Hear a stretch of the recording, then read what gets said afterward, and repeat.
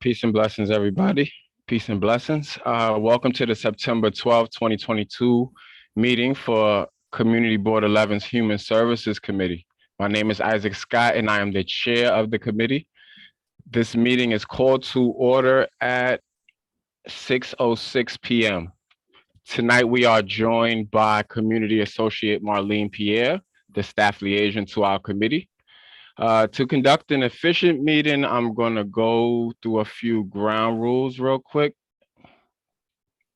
So first one, no one may speak until granted the floor. Second, Community Board 11 members, if you have a question about board business or wish to make a motion, please raise your hand through the Zoom. If you click the participants icon, the participants panel should appear and you should find the raise hand function there. If you still have technical difficulties, you may click the chat function and relay your difficulty to the staff, and we'll try to get that situated for you.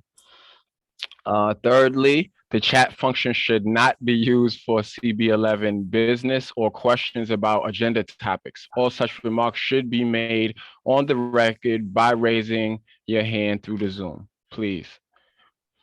Chat should only be used to alert us to any technical difficulties you are having or to state in writing information like an email address that you've already said out loud on the record during the meeting. So just to reiterate that, we would like you to say your contact information on the record and again, put it in the chat.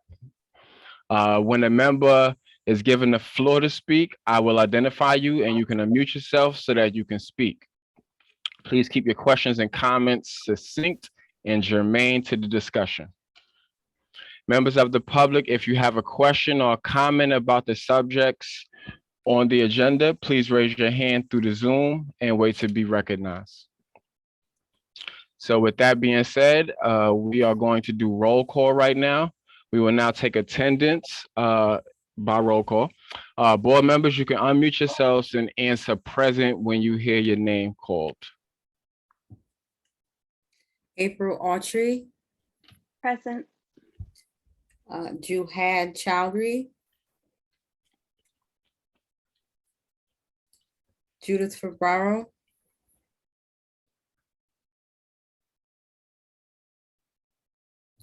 Osendi. Present. I'm here. Thank You hear me? Yes. All right. Thank you. Osendi Garcia. Present. Brandon Gillespie. Jennifer Meyer. Present. Arturo Perez.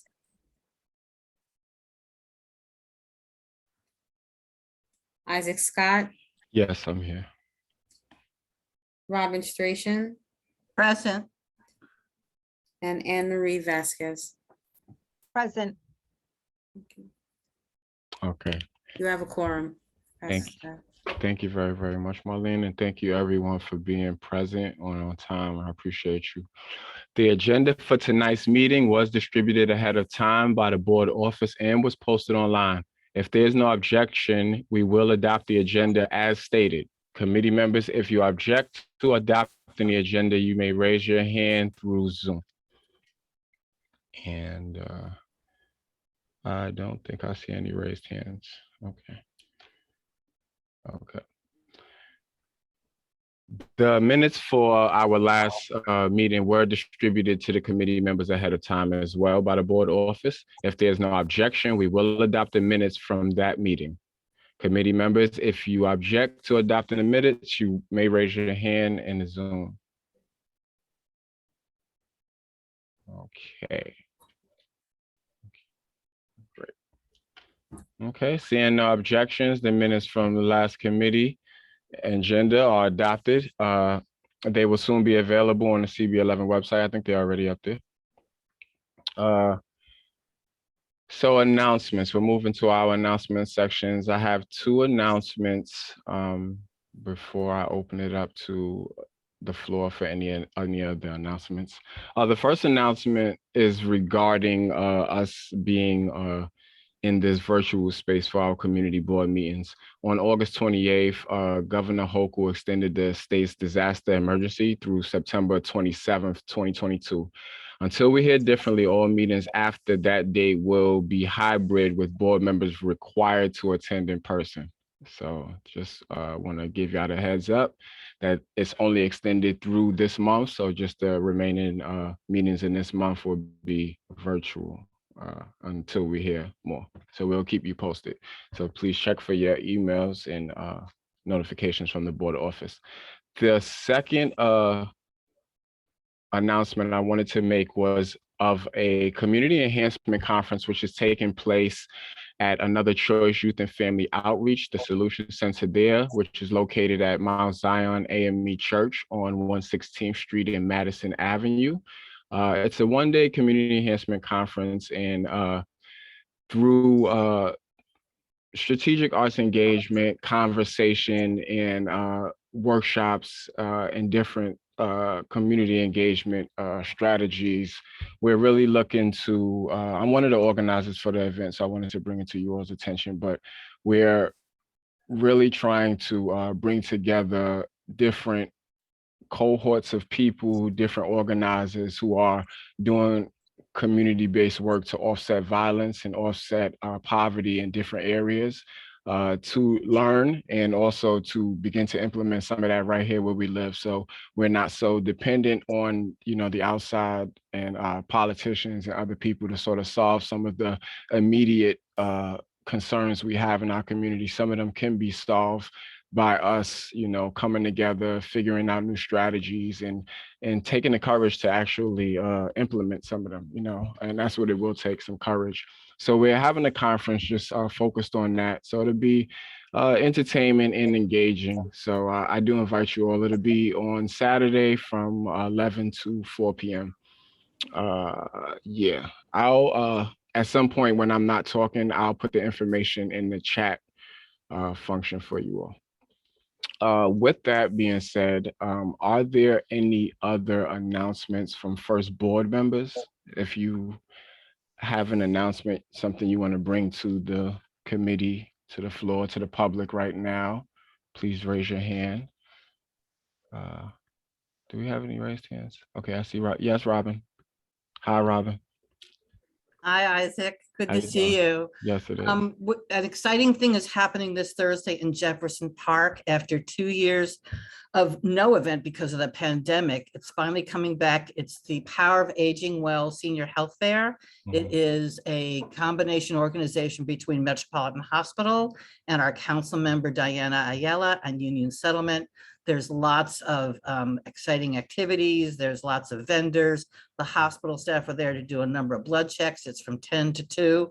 If anybody hasn't signed up for tabling and they're interested, you can call me tomorrow and I can connect you to the hospital to arrange for that. I'm at 212-289-5300, extension 203. Thank you. Thank you for that, Robin. Are there any other announcements? Any other board members? Open it up also to community members, if there are any announcements. Yes, Xavier. Sorry, I'm just on my way getting back home after taking the kids to soccer practice. But I wanted to announce that this weekend we have the Cicely Tyson street renaming right on 101st Street in Lexington 3rd Avenue. It was in the newsletter, but yeah, look forward to seeing the people there. It starts on 12. Yeah, so thank you so much. And it's great to see so many people out this summer events. So I'll leave it back to you. Thank you, Xavier. Thank you. You know, and thank you also for referencing the newsletter. If you're not subscribed to the CB11 newsletter, I do encourage you to go to the website and subscribe to the newsletter. It has tons of events in it, even the one that I mentioned and even the one that Xavier just mentioned. And if you're not already subscribed, on the newsletter went out this morning, you can just reach out to someone and we'll just forward it over to you with all the events, because they have events like that's going on this whole weekend. You know, I saw stuff from like the 16th through the 18th. So yeah, it's a lot going on in East Harlem. Okay. moving along. So we're gonna move into our. I'm sorry, Isaac. Yes, I'm sorry. You What have happened? one hand from Brenda Black from the attendees. Yes, please, please. Unmute yourself. I apologize. No worries. Hello, everyone. I'm Brenda. My neighbors and I live on 99th and between 3rd and Lex. My neighbors and I on my block, we've started a block association. The Lex and 3rd Block Association, we're covering 96th Street to 104th between Lex and 3rd, and on 104th and 103rd between 3rd and Park. And we're going to be doing, amongst other things, periodic cleanups. And our first cleanup is scheduled for Saturday, September 24th, starting at 11 a.m. And we're going to be cleaning up 103rd and 104th between 3rd and Park. And I will leave my information in the chat. If you would like more information, we would love volunteers to clean up. I've been handing out flyers. I'll be putting up more flyers. I'll also email Xavier. I have his email. Hi, Xavier. And if anyone is available, I would love if you could come, or if you could put it in any newsletters. And again, I'll put the information for the Block Association in the chat, my email, if anyone would like to get in touch to find out more information. Thank you so much. And again, that's Saturday, September 24th, starting at 11 a.m. The Lex and 3rd Block Association will be doing a cleanup event on 103rd and 104th between 3rd and Park and 3rd and Lex. Thank you. Okay, just wanted to make sure I got all of that. Thank you very much. Could you just say your email for us on the record? Okay. I know you're gonna put it in. I'm sorry. No worries. There's two. There's the Lex and 3rd Block Association email is L3BA, like Lex and 3rd Block Association, L3BA at djbrendablack.com. And that's for the Block Association. And my email is djbrendablackevents@gmail.com. Thank you very, very much. I appreciate And I'll put you. that in the chat. Thank you. Appreciate you. Thank you. Okay. I see another hand. Ms. Vasquez.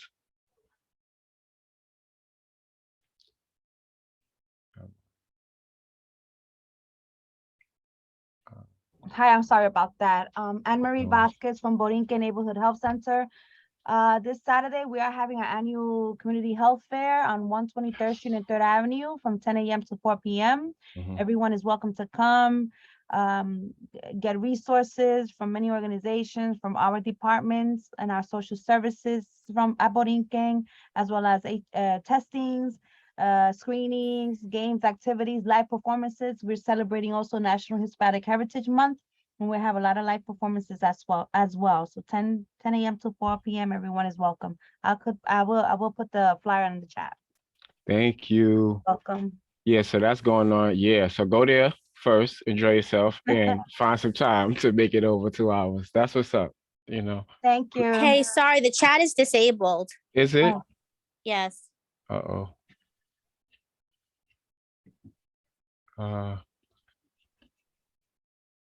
Marlene, are you? No, I heard, it's not Okay. disabled on my end. Oh, can you try again? So I'll just, Yeah, try to. Sorry, maybe it's my. it's on my probably end. you, Anne Marie. It's not disabled on my end. I'll just send a hello to everyone. Okay. Yes, I see your hello. I also see, okay, so I see another hand from Sarah Noda. Forgive me if I'm pronouncing names wrong, or if I don't say your pronouns correctly, please correct me. I'm more than happy to be corrected and get it right. So Sarah Noda.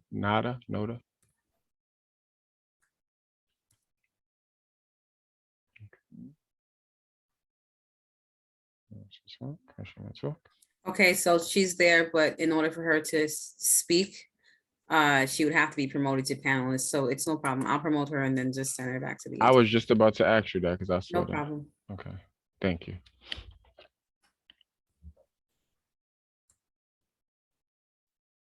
Sarah, you have the ability to unmute yourself.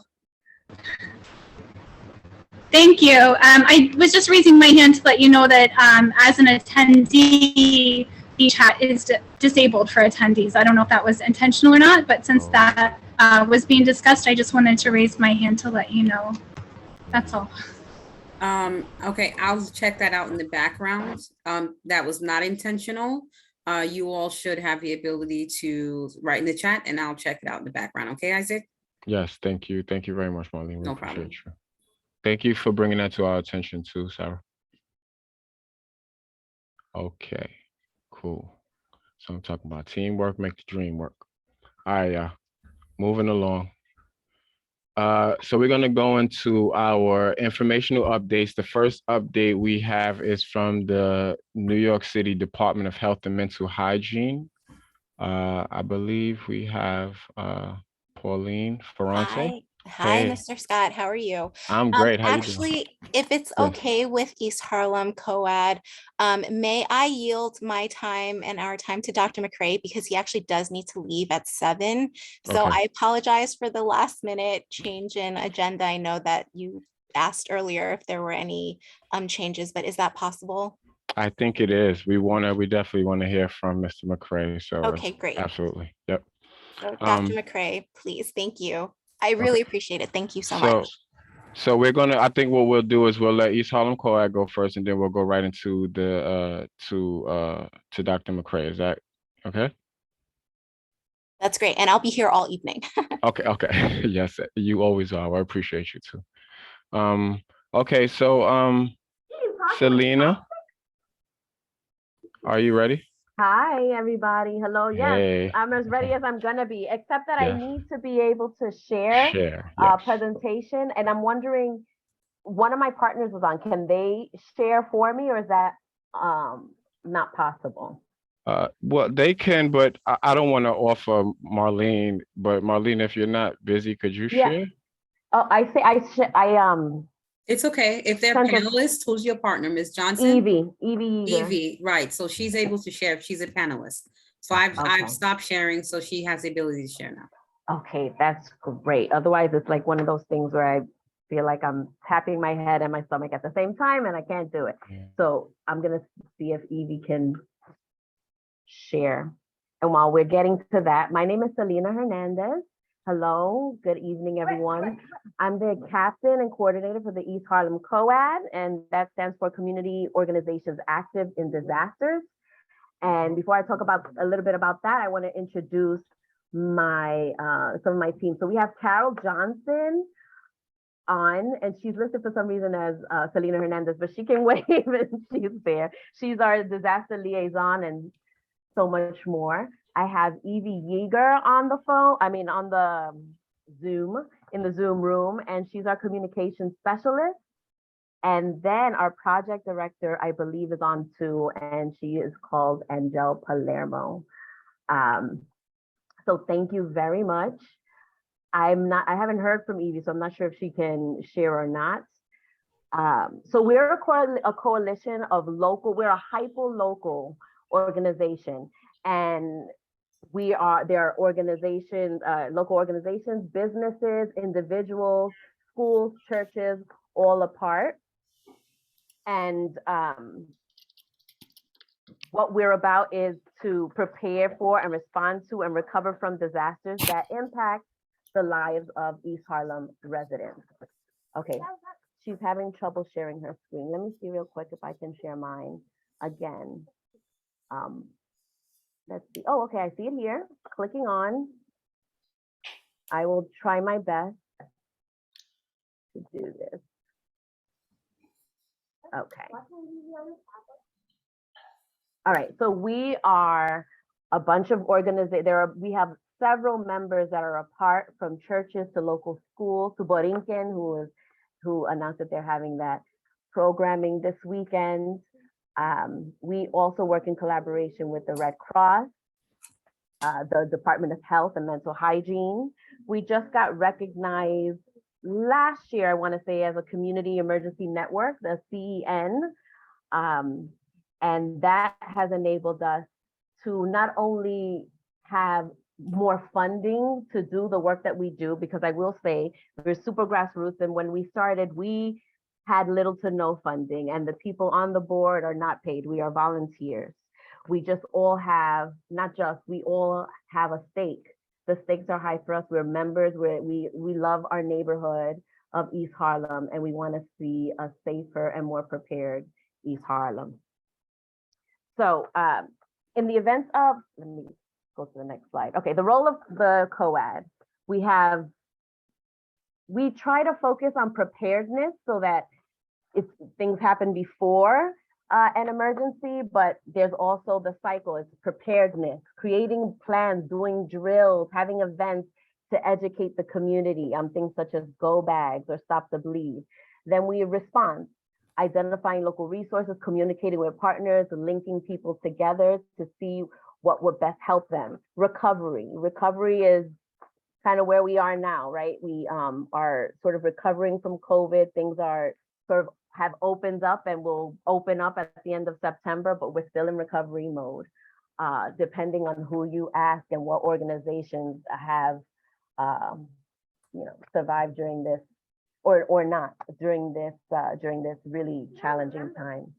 The COAD was created in response to the building collapse in East Harlem in 2015.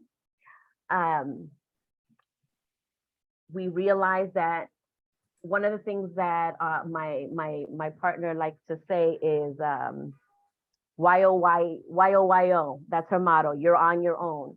And you're on your own can mean a couple of things, right? It could be due to racial economic disparities, which COVID brought out a lot of, but it also could be a lack of access. It could be we can't get to you. Someone's stuck in the elevator. The building is not accessible. It could be communications lost. So you're on your own is not to scare, but to prepare. What can one do in order to be better prepared if they're on their own? Again, not to scare, but to prepare. Let's go to the next. During COVID, so during at the onset of COVID, we filled, one of the things that we like that our project director likes to say is to be nimble and be ready, be prepared. And so we had to pivot. We were working on things like go bags and drills, but then COVID happened, right? And everyone had to sort of figure it out on their own. And so one of the things we did was create a food helpline because there was food disparity. And during our meetings, which we met weekly, we asked members of the community what some of the things were that they needed. And food disparity was one of the major issues. And mental health was another big one. And I'll talk more about that later. But so those are two things that when we asked not only our partner organizations, but people from the community who attended our meetings, those were two big ones. We created a resource hub where people can come during COVID, where on our website where people could come and get information, where they could get the food pantry, where they can maybe get masks and PPE, where they can get medical treatment for people who are undocumented, where the services that they could get, because there was a lot of heightened fear around that time as well. We also, during that time, there was very little guidance. I don't know if many of you remember, there was little guidance on what to do, how to stay safe. It was later that they told us we should wear a mask. And so one of the things that we created was a guidance for how to stay safe while sharing space, the same space. And many of you who are living in East Harlem know that a lot of times it's multi-generational homes. So there's a lot of people in a household. And so how can you stay safe? Or how can you better prepare yourself if someone gets COVID in your household? We did things, we had a lot of boots to the ground. We created wellness kits. There was a lot of things you could not get at that time. You couldn't get hand sanitizer, you couldn't get a lot of PPE. So we were able to acquire that, and we created wellness kits specifically for our seniors that had medicine, teas, lozenges, vitamin C, masks, and things of that nature. We did one for kids as well that also had activities. A lot of people had to stay at home, so activities for the kids to do so that they wouldn't get bored, they could get creative. We distributed over thousands of masks and the COVID test kits happened a little later, but we did do that, and that's still happening. We hosted webinars like how to create a go bag, how to create a go bin in your job. Now that I think about it, I'm saying go bag. So for those of you who don't know what that is, it's a bag packed with survival supplies and kept ready for use in case of an emergency. And whether that requires rapid evacuation or whether you have things in your home so in case you have to shelter in place. We partnered with several organizations. We wrote to elected officials highlighting the inequities that were so blatant during this time. We partnered with, so some of the good that happened throughout that time where people got creative and people created niche sort of groups. And a group of medical students created this org called Mask Transit. As you know, was hard. They were sending, at that time, they were sending information on how to make it with paper towels, how to make it with handkerchiefs. And so Mass Transit figured out how they had the resources and they had the ability. These were students in Mount Sinai Medical Center to get masks for the public. And they reached out, we partnered, and they were very instrumental in getting masks into our communities when they were really inaccessible. And they also connected with several of our member organizations to receive masks. They're still active today, and that was one of the org that was created that was a great service during this time and continues to be. We've received, and I have this written so I don't get it wrong, don't miss anything. So we also have been recipients of the McNulty grant several times over. They recognize that during this time, that hyper-local organizations like ourselves could get into communities. And so they saw the value and they were able to give us some funding so that we could really continue with our efforts to have boots on the ground. And it's given to early stage organizations that demonstrate significant momentum and are poised to really impact meaningful change. And the 2022 awardee was our co-founder and project director, Angel Palermo, who worked a great deal to get us that funding. The co-ed also works on community building. Most recently, earlier this year, we did with our partners LSA and the East Harlem Tutorial Program a mental health event for our youth. And there were several activities that were done in terms of different methods one could take to sort of self-soothe. And we talked about many. I'm not going to pretend to be an expert in that, but we ran a great program. I didn't lead it, but our partners ran a great program. And we had a lot of youth in the room, not only volunteering, but participating. And it was great. Hey, Selena. Yeah, I wanted to just leave some time for any questions from people. Okay. Yeah, no problem. I'm sorry, I didn't mean to cut you off.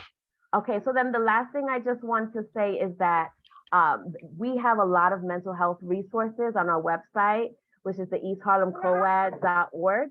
And a lot of people have been coping with trauma. A lot of us here who are dedicated to our community are working day in, day out without necessarily addressing and learning or having our own coping. And so we have a wealth of resources in Spanish and English on our website. So I welcome you to that. And I welcome you to something that we're also offering, which is business continuity. It's free of charge, a consult to help businesses prepare in case of an emergency, to stay open, to stay functioning. Okay, and I'll leave it here on our upcoming event. Yes. Thank you very, very much. I will entertain questions. Are there any questions for East Harlem Co-ed? Okay, I see one hand in the attendee section. Let me stop the share. Who is that? Kashi Walker. So we have to allow people to talk, right? You said, oh, you got it. Hello? Okay, yes, we can hear you. Hi, it's Kaisha. Well, Kaisha, sorry. Yes, that's all right. You was close enough. I was close. Yes. I wanted to say with co-ed, that was very good information. but I wanted to know, she mentioned, because I was going in and out. She mentioned something about the scholarship. And I want to know, is there a way I can get the information for my center? We're located I'm sorry, my name is Kashay Walker Mabry.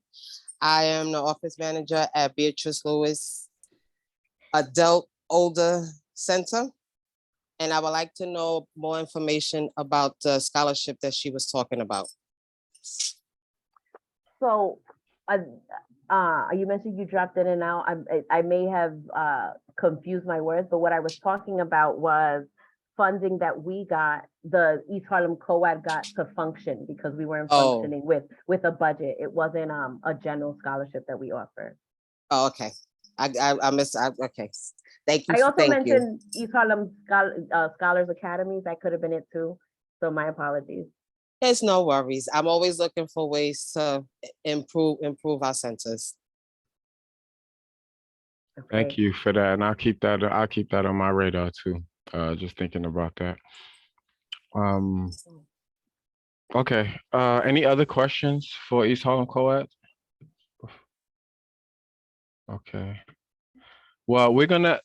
So I think it's important to have regular updates from East Harlem COAD. So I invited them to be here with us every month. So they'll be here every month, just like Pauline is here every month with us. But they'll be given regular updates, and I think it's important that we, get in the habit of talking more about disaster management in our community, so that we know how to deal with stuff when it happens, and we're not, so caught off guard and incapacitated. So with that, thank you again, Selena. Thank you.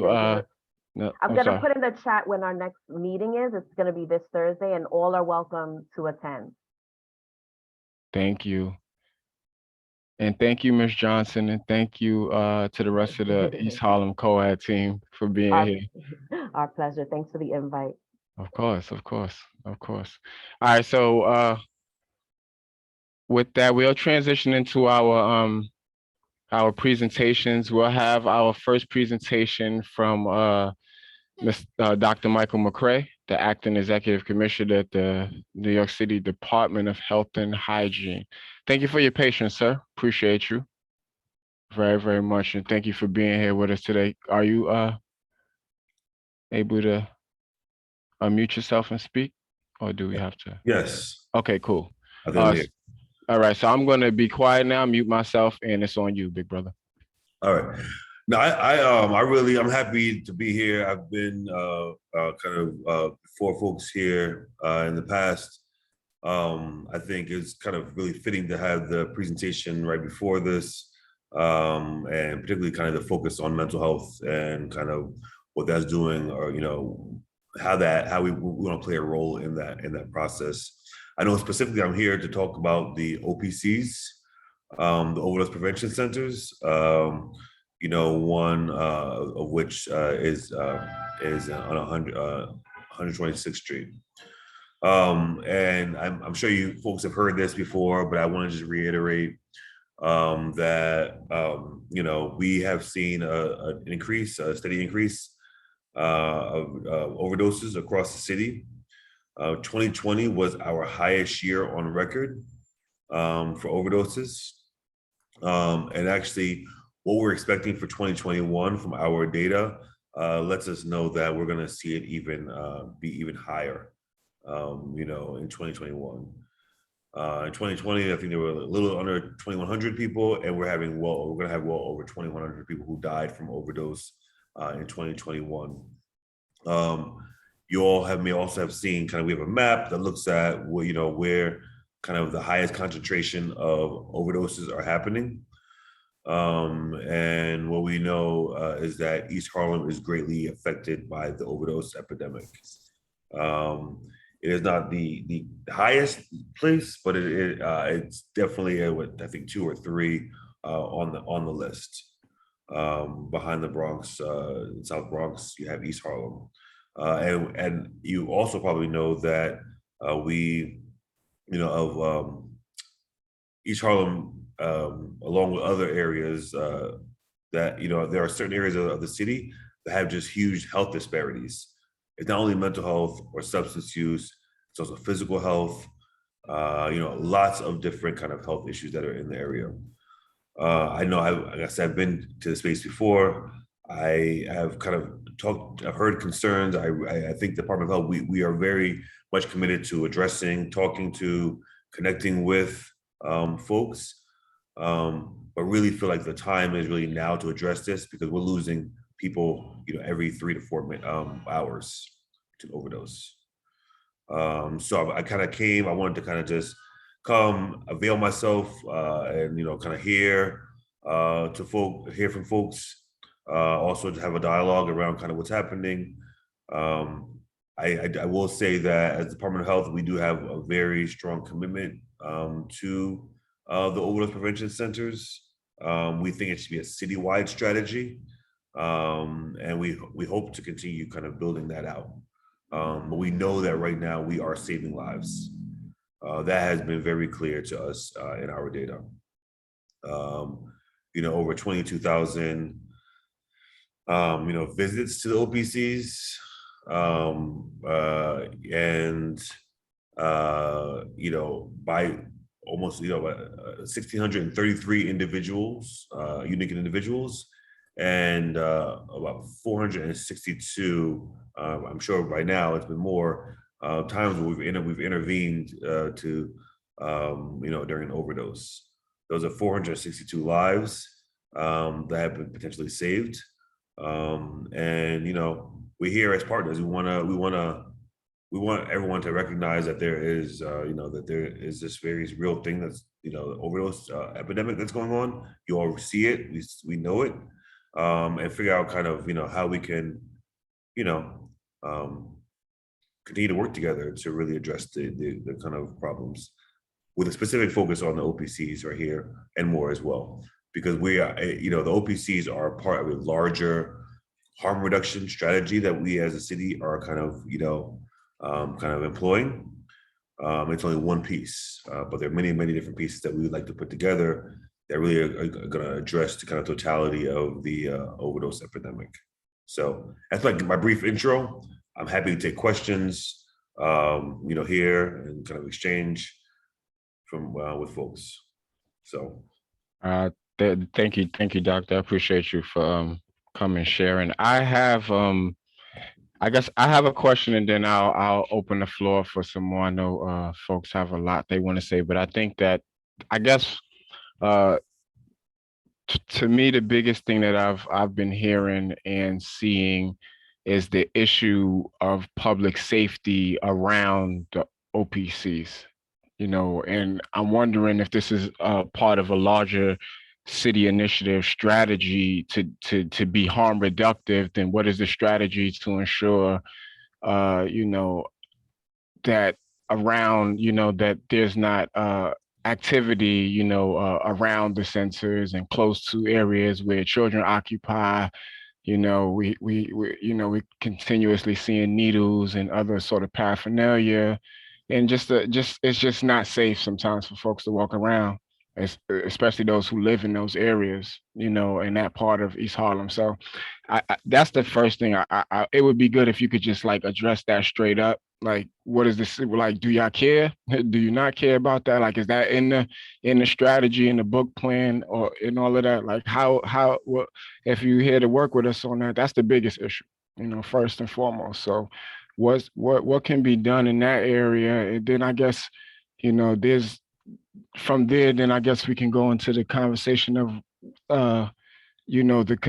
the oversaturation of programs in just one area. I know you said we're not number one, but there's still a lot in this area. But first, I guess the first question I had was about public safety. Just thinking about the kids, women, people in general who got to walk through and got to pass through, and they're not feeling safe. Oh, yeah. I appreciate that. That was a few different things. I'm happy. Yeah. I was trying to write them down. Thank you. Thank you. I'm good. I think top of people's minds is safety, and I think that leads me to the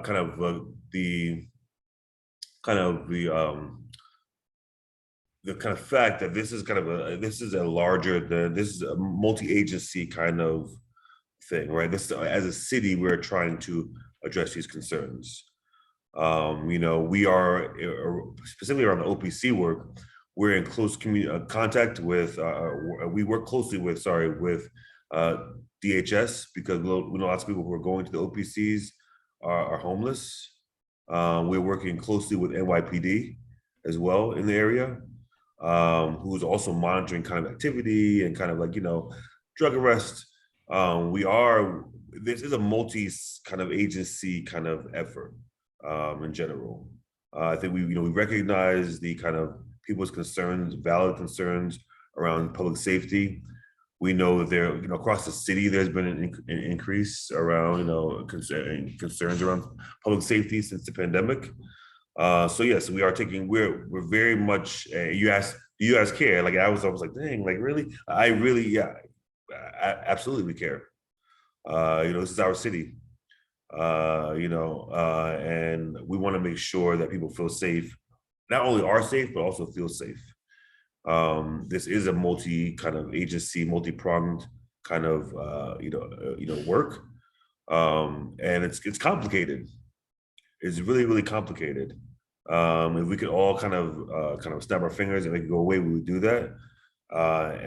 But we are working closely with the city agencies, our community-based organization, the partners, to really try to figure out how we can kind of address the kind of intersections of public safety, substance use, mental health, and homelessness. Yeah. So with that, are there like any sort of task force? I hate that phrase. Any sort of meeting groups or convenings that you are regularly having around public safety with these different organizations that community board members can be present at to sort of voice concern and give perspective and share in? Or is it just sort of like a interagency thing? I mean, it's New York City, right? So it's like very complicated, right? I was at a meeting with Councilmember Ayala a few weeks ago.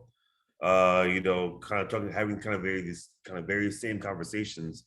In that space, we had PD, we had DHS, all the different agencies that are really working to kind of solve this problem. We're very, the Department of Health specifically has been very active with working with the 125th Street bid to address issues around homelessness, people with serious mental illness, public, drug use. We work closely with them we're also doing canvassing. We are, engaging people in that space.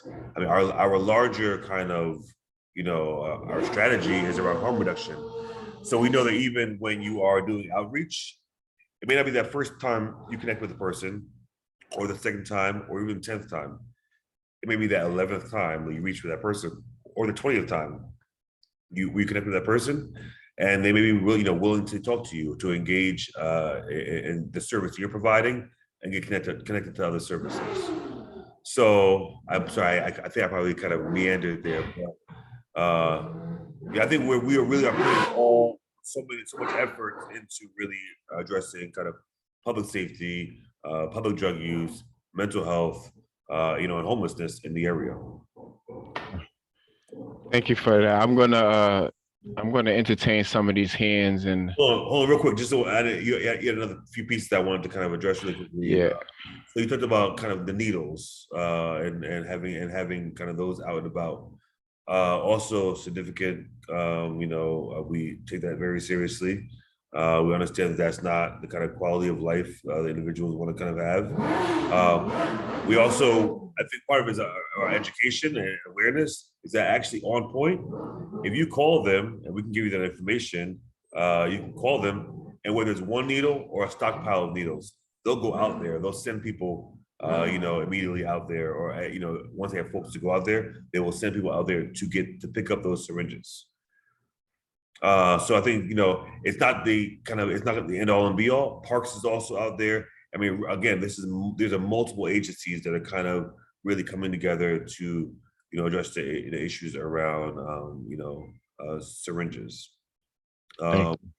I know that there's been a lot of conversation around like, oh, it's been put here, it's across from a daycare center. And I just want to remind folks that actually in our kind of thinking around the OPC, we were adamant and intentional about going with people, with providers and partners who had services and were connected to the community already.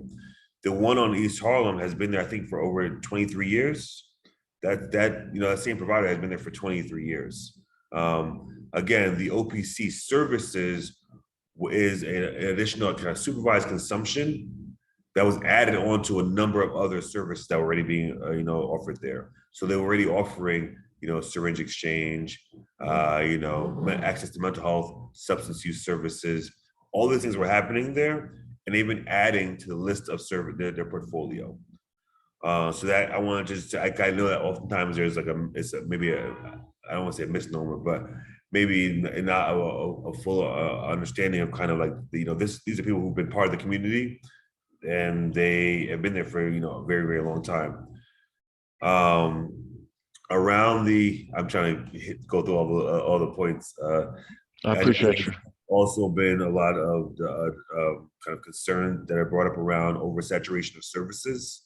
And I think that's a noteworthy thing that I want to disentangle a little bit here. Oftentimes people will talk about, drug treatment services versus the OPC. It's not a drug treatment service, right? This is not a methadone clinic. Lots of people talk about methadone, like, people who are loitering, and that's a methadone kind of, service area issue. Those are regulated by the state. The placement of those locations. We see the OPC as a continuum, as part of a service along the continuum of care for people who use drugs. Not everyone is ready for or wants to engage in methadone services. We recommend, and not everyone is ready to use in OPC. So we recognize that there is I wanted to make sure that we're not conflating kind of the OPC with methadone, with other kinds of services. It's all along the continuum of care.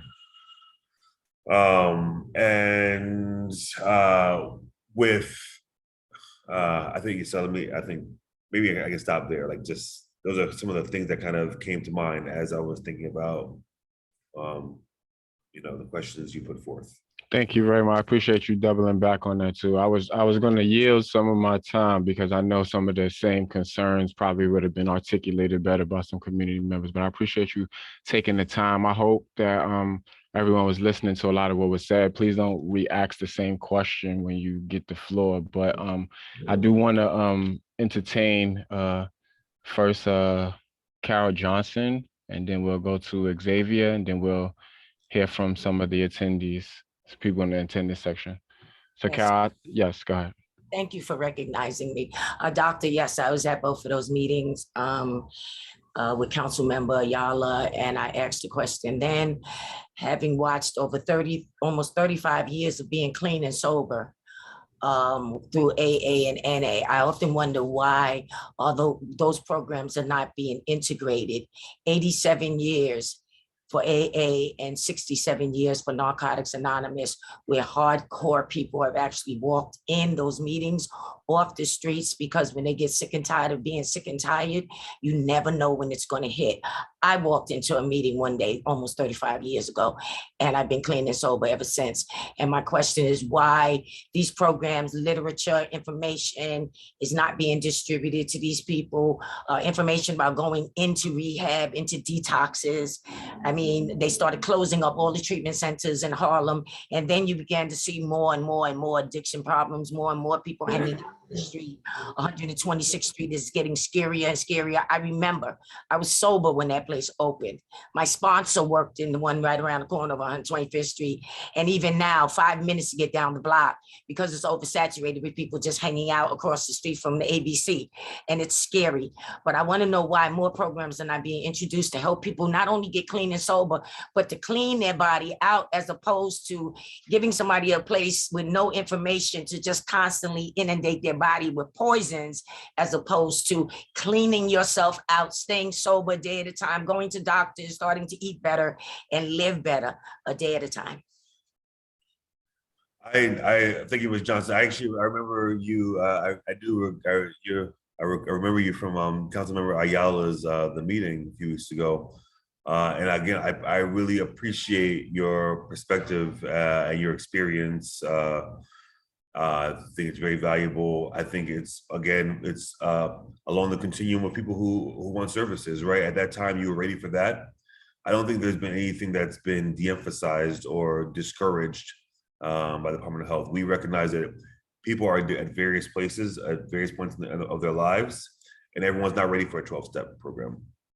And maybe, kind of coming to an OPC, a place where you can gain trust, with people who you continue to see, day after day after day, with 23,000 uses.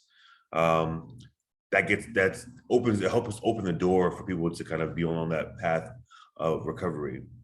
I'll say here that, my father is someone who died of AIDS, who was a heroin user.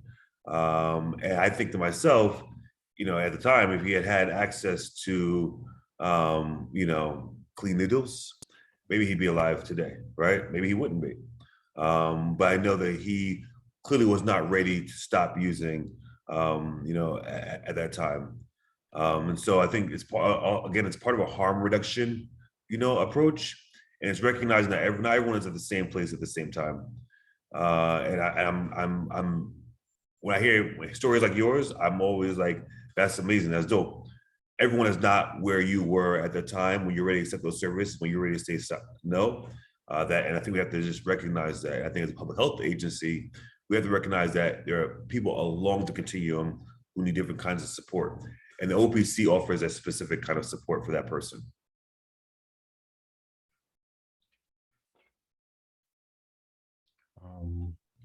Thank you. The point was missed. I'm talking about the introduction of information that in it, if and when you're ready. I wasn't ready either, but the introduction of the information and that these places are available when they go there. Sometimes you just put it out in front of people.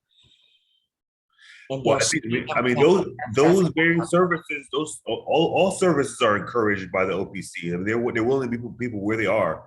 People are ready for that, or people, and they're promoting they're promoting all kinds of services in those spaces. There's no difference. There's no specific service that is discouraged, in that space or by us. We recognize that people are just different points of the continuum, and we do promote various services along the continuum. All right, Xavier, you're gonna mute yourself.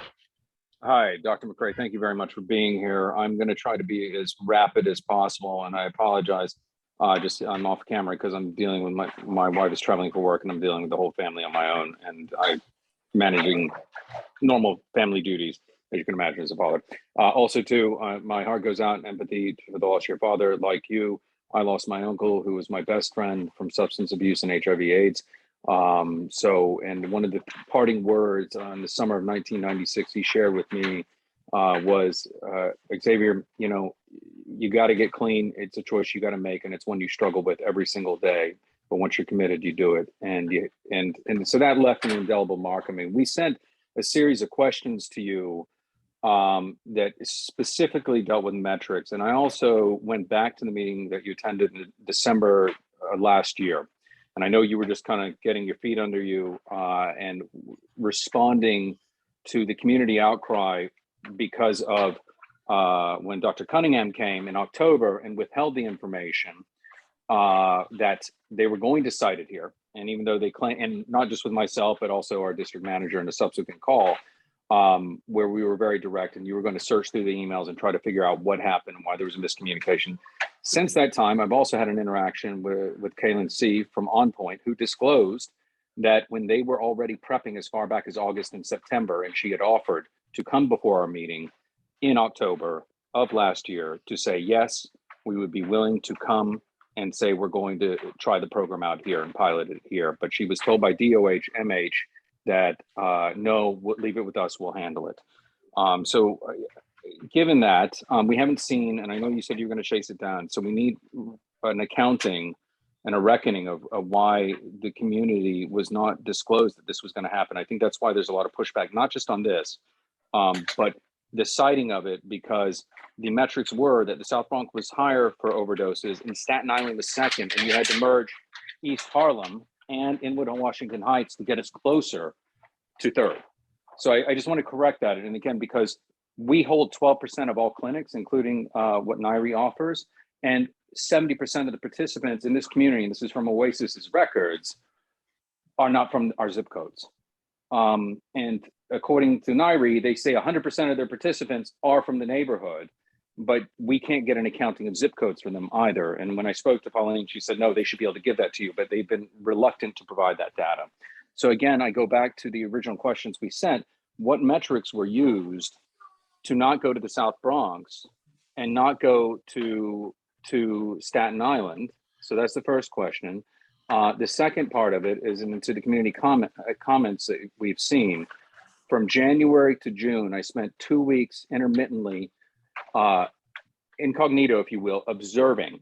And I would see the same people purchasing drugs in that neighborhood and not go into the OPC. I would see people come in and off the train at the Metro North. I'd see them go into Marcus Garvey. And as you know, substance abuse is cyclical behavior, right? It's as an addiction, right? You have to have that fix, and we empathize with them. But again, so what metrics were used to cite it here versus going to South Bronx or Staten Island, which needed it more at the time?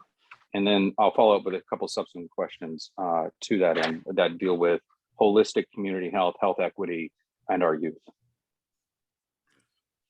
No, I appreciate your focus on health equity. That's also that's kind of my bailiwick as well. And I totally appreciate that. I know that, I do know that kind of,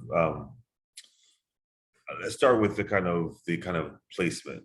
I'm pretty sure at that time, I discussed, which and it's consistent now, that those providers were used because they were in areas of high need, and they were also with providers who were ready to go.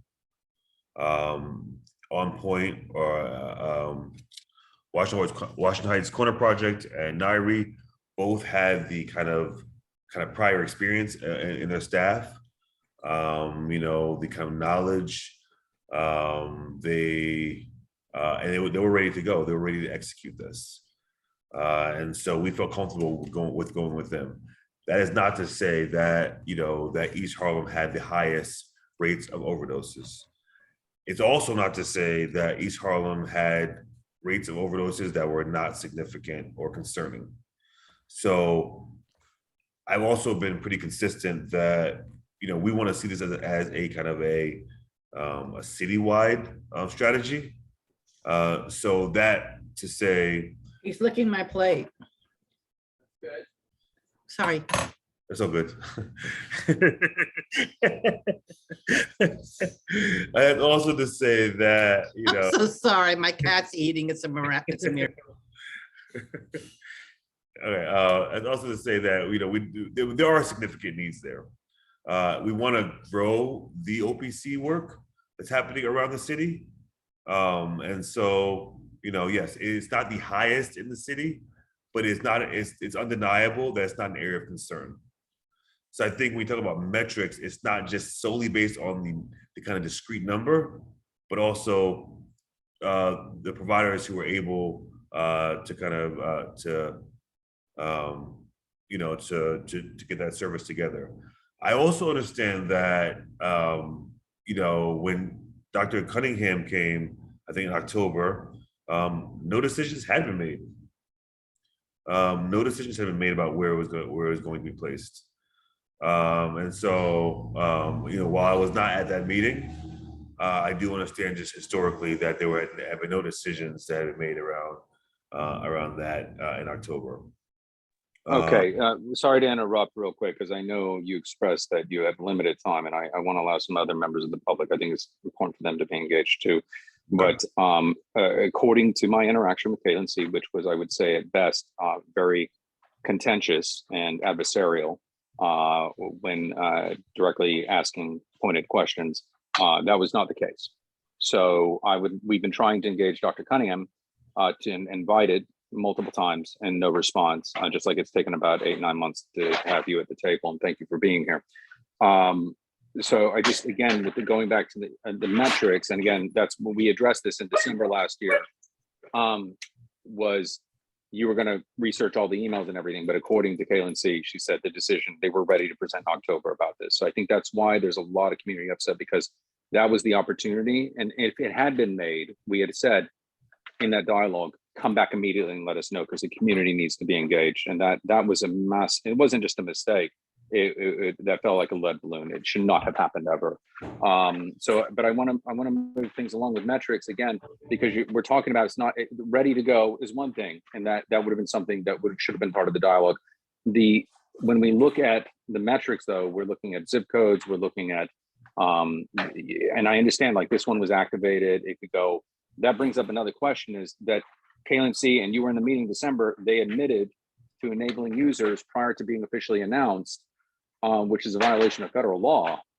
I mean, how does DOH-MH substantiate that when it pertains to long-term health? Because many of those parents are day after day, there's a daycare there. We are subjecting youth, and you talk about health equity, and I think it's very important. There have been studies over the decades, I mean, Netherlands is a prime example, that have shown that when you expose youth in their internal or external environments to substance abuse or otherwise normalizing it, they are more apt to engage in said behaviors later in adult life. And every day we have kids that are being subjected to this. It's the worst. It's getting to the levels of what it was in the 80s and early 90s. So I guess, to that end, I'd really appreciate if you could chase that down. We're going to invite Caitlin C. back for the record, and we're going to continue with Dr. Cunningham.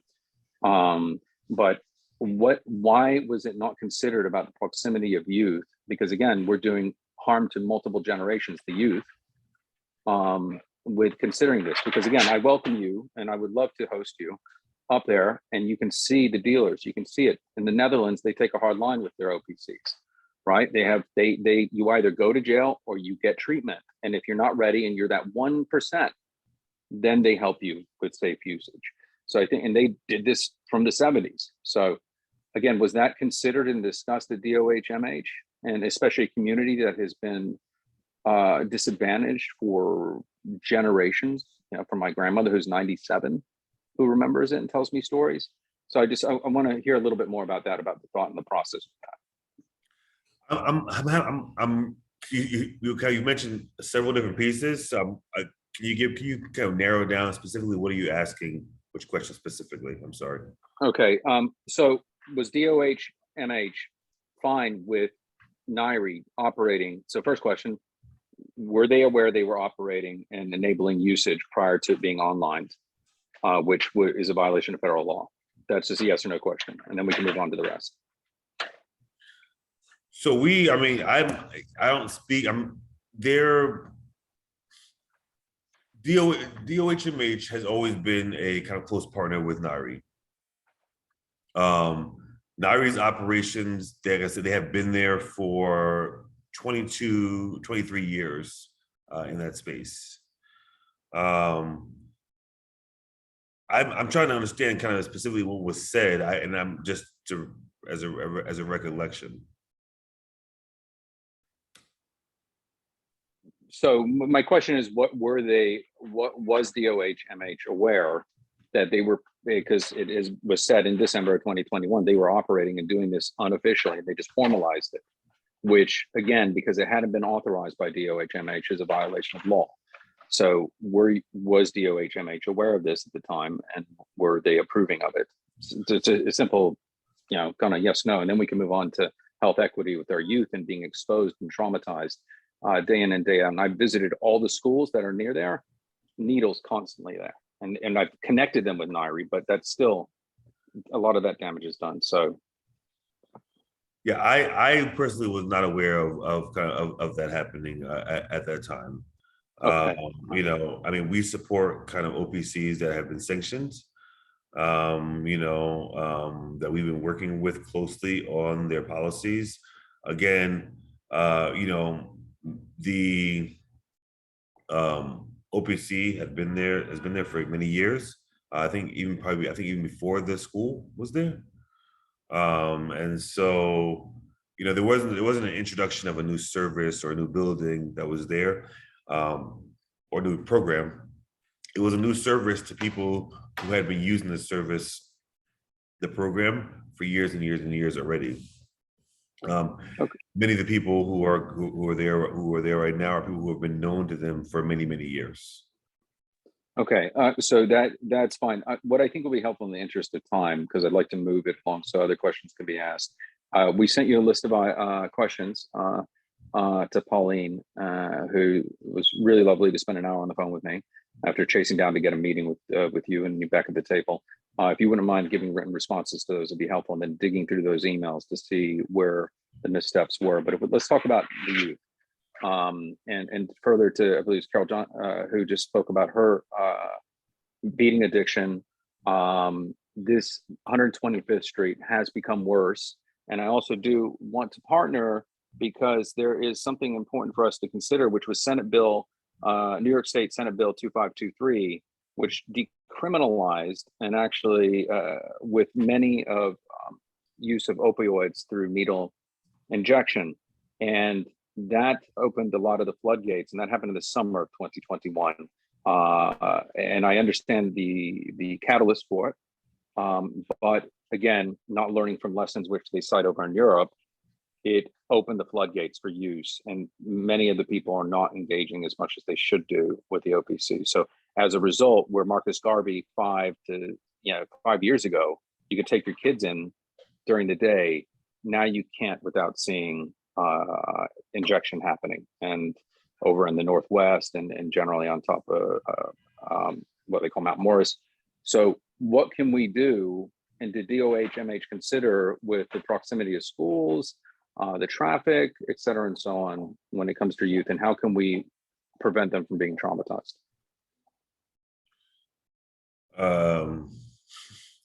That's a very loaded question. I mean, I think, we're willing to be partners, continue to be in conversation. Ever since I've been here, I've been very available. I'm always out there. I'm actually in the area pretty frequently, working with the team to kind of make sure we can usher folks into spaces, engage people.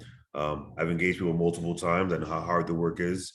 And so we're working feverishly with other agencies, with community-based organizations and community members to, try to resolve this problem. It's not a simple problem. I also know it's not everything that's going on there, everything that you may see, I don't think can be attributed to an OPC being in that space. So I want to just chime in real quick. I appreciate, thank you, Xavier, for that. And you can continue if you want to, but I think it is important that we we have a sort of a dual battle here. We're trying to chase accountability because stuff is happening with a lack of transparency, and also we already are in the thicket of it. So we need to figure out how we get out of it, and that's a big thing for me. So with respects to what you just said on partnering with community-based organizations and folks and these different city agencies, I'm gonna just be I'm gonna be a bug in your ear about really just being present in these places and see how we can make this what can be done from here. I think that a big part of us getting these numbers and figures is not just to be annoying, but also so that we can have a reference for our sake, and so that we can better advocate for our community to ensure that it's not continuing to happen or it's not taken advantage of. It's easy to just dump a lot of programs here, and there's a legitimate concern there. So I do appreciate you taking the time to be patient enough to answer these questions. There are some more, but it feels that's where we're at right now. There's the sense of what's happening. You know, nobody's letting us know nothing, and people saying one thing and something else happening, but also like, all right, so where do we go from here? You know, and I do agree that everything that we see is not attributed to an OPC, but enough is, you know, and I don't think that enough is being done about what is, you know. So I think that's also a shared feeling. So yeah, I'm gonna I just wanted to chime in to say that. Xavier, were you finished? Or did you want to? Yeah, just as a summary, if you would please get, because I do want the members of the public who are here, because it's good to hear it, as the old saying goes, from the horse's mouth. But I think that the reality is that this was, I know, a move as triage goes.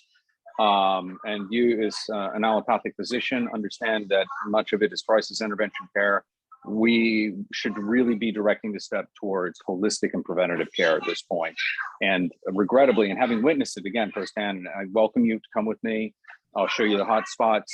They do move around, but it all revolves around that area. But we would like to set out a short, medium, and long-term goal, not just with this site, but also redistribution. I would say that's been a kind of clarion call. So if we could really direct the ship in that way, I think we'll have a better opportunity at creating health equity across the board. But again, we will need partnership with DOHMH. So I'll send an email to Pauline. We'll set it up. We'll have a meet and greet. But again, being a man of the streets who's been out there talking to people, listening and witnessing. So thank you very much. I appreciate it. And I'll pass back to the baton. Absolutely. I wanted to say that you probably, I don't know if you had a chance to visit the OPC, but I also would recommend that you kind of set that up as well, because I think that has also been something that's really changed people's perspective and kind of given some context. So I think I shouldn't speak for On Point, but I think they would welcome a visit by you, Mr. Santiago. I've been there. Just to let you know, I was there in December when we had that meeting after the announcement was made by the mayor.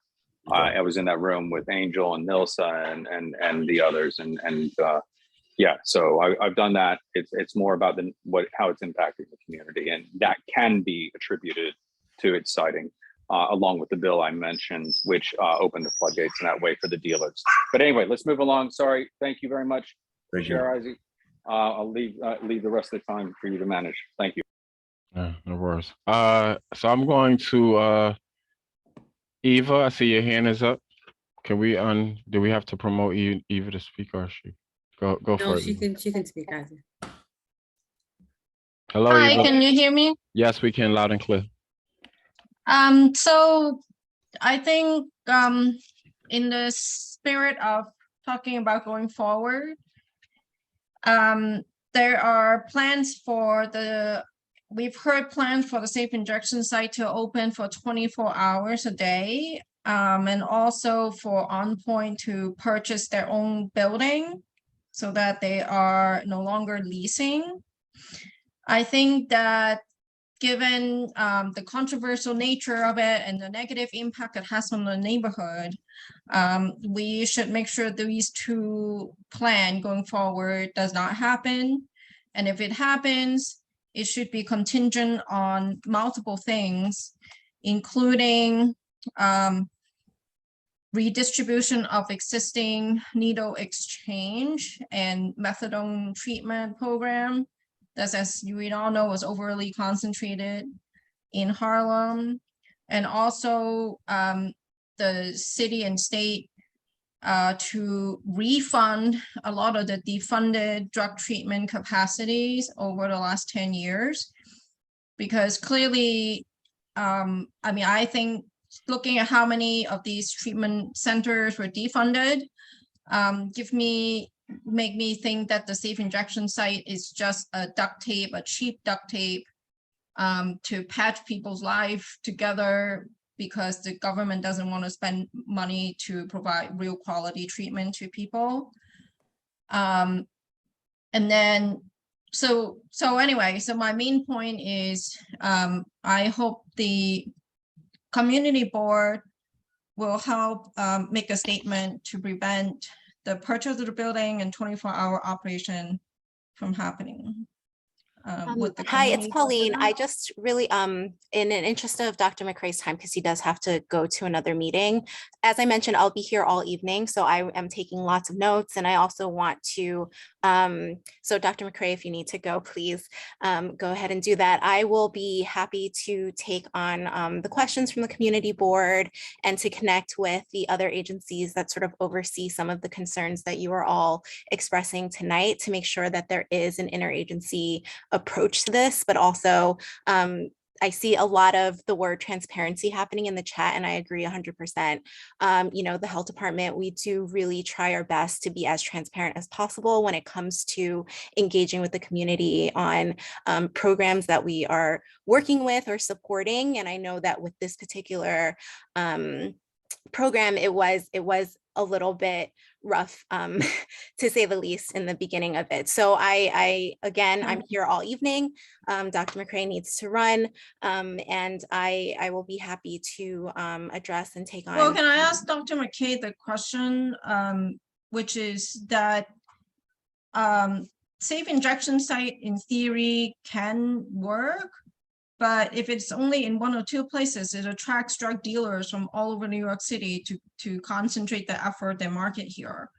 So really, I mean, if you need to set up a safe injection site, there should be one in every district because addiction affects everyone of all races. Yeah, So what is the plan to create one in every district? And if there is not one in every district, I really recommend closing this one. I don't believe there's no plan to create one in every district. We would love to see this as a citywide kind of strategy. I can't speak to kind of how many or but I think we do want to see that like kind of a citywide strategy. I don't think it should be. I don't think it will be in every district.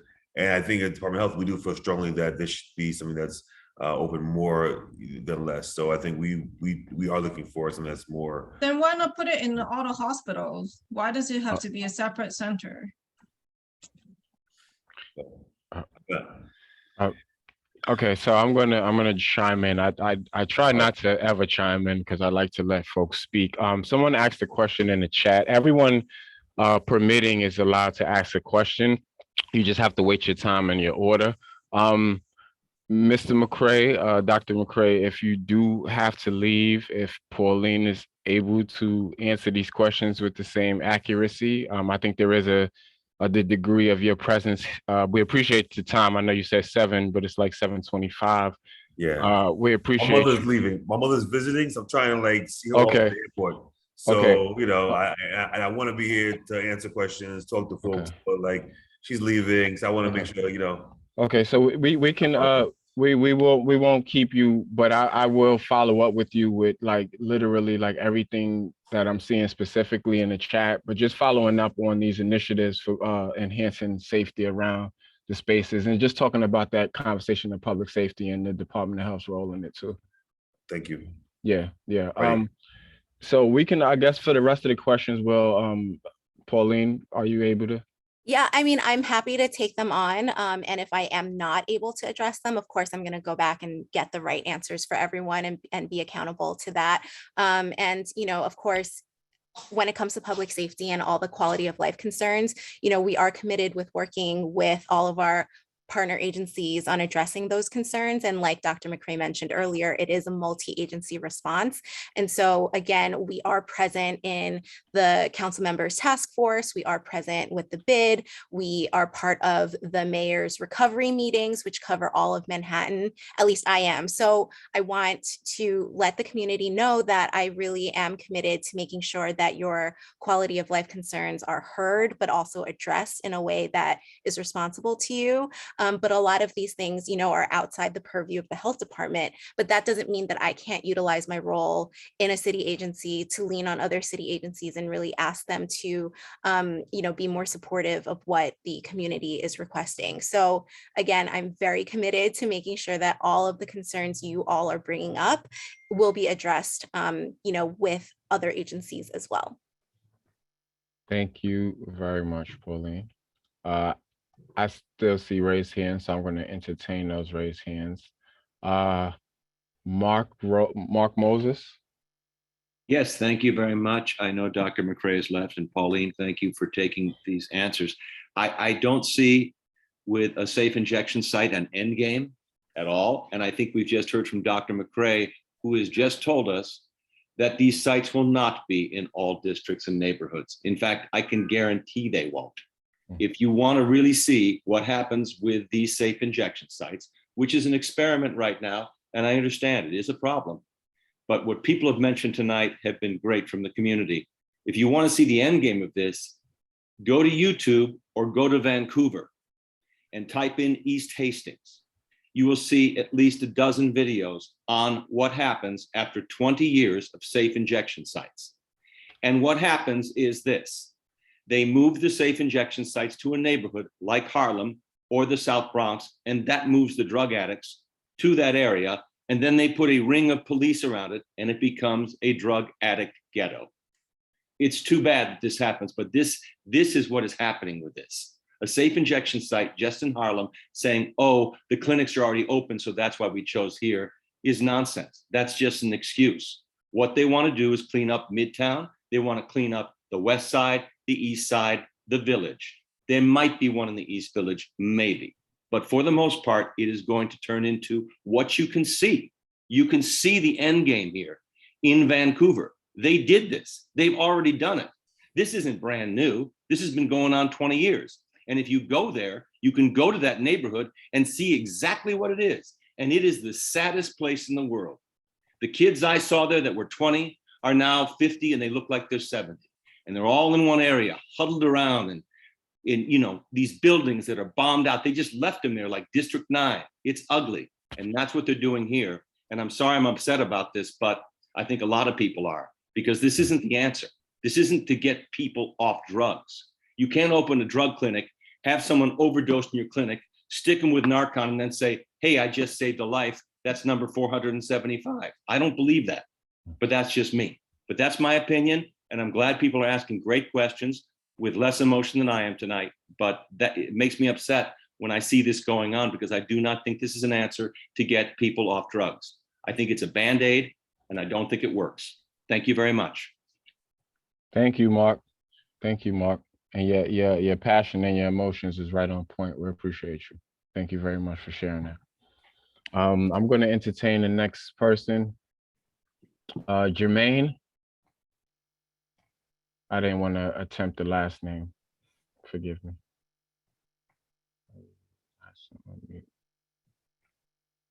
Hello? Yes. Hi. I'm going to be as passionate as Mark. I have, my wife and I, we have young children. Can you hear me? Yes. All right. So my wife and I, we have young children. We own property in the community. And I have to say, during the pandemic, after the pandemic, we had our latest child just taking a walk down to 125th Street, down Lenox. And it seemed like a war zone. It was something that we've never seen before. Maybe in the 80s, because my wife, we both involved. And we do vaguely remember it when we were children. But it's very sad when you think about it, because, the numbers show that South Bronx and Staten Island, those are really the hot spots. But nonetheless, they were placed, this site was placed in East Harlem, was already oversaturated. And when we're talking about the end game, right? So I don't know if anyone is on this call is a music lover. I listen to the Velvet Underground, specifically Lou Reed, and his song "Going to See the Man" was released in 1969 or 1970, and he spoke of catching the train up to Lexington to 5th to Cop Hiram, right? So that was 1969. I wasn't born, but the same stuff is still happening in that particular area. So we're talking about, folks are talking about saving lives. Well, the plans that are in place don't work. And I don't think it's even designed to work, right? I think it's designed to, I think it's all about optics. I think it's designed to remove the problem area from the most scenic areas in New York City and placing it in areas of color, right, here in Harlem, because it really doesn't make any sense why there's an oversaturation of these resources here, these services in Harlem, where you have a city of close to 9 million people, right? So are we saying that all the people that using drugs are in Harlem? That doesn't make any sense. Anybody ever go to Staten Island? I go to Staten Island, and there's a lot of folks out there who need services, right? But there's no services out there because they generally vote, among Republican party lines out there. I don't know. It's just weird to me, and I don't think anyone is really addressing the quality of life that folks have here or lack thereof. Because if you walk down 125th Street, right, I dare anyone to walk down 125th Street at 9 o'clock when it's dark, right? So that's weird. Like, why do we have to deal with that, right? And in the park, right, on 124th, like you used to be able to take your children to the park. That park is infested with active drug users. Like, it seemed like we're living in a bizarre world, right?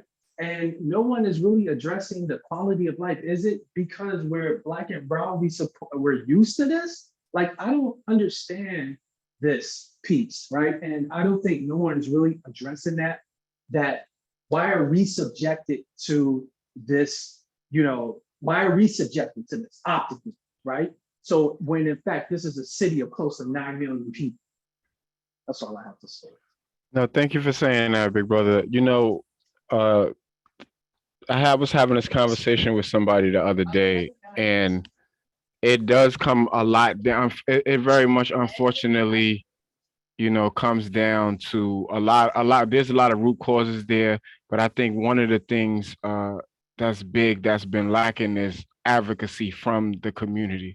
This is, we're probably the loudest that we've ever been as it relates to this issue, or as equipped as we've ever been, and we have to become more informed, more equipped, and more active in demanding first that accountability, and then second, really like not accepting it. A lot of stuff, it's just happening, and folks are not saying anything, not voting on stuff.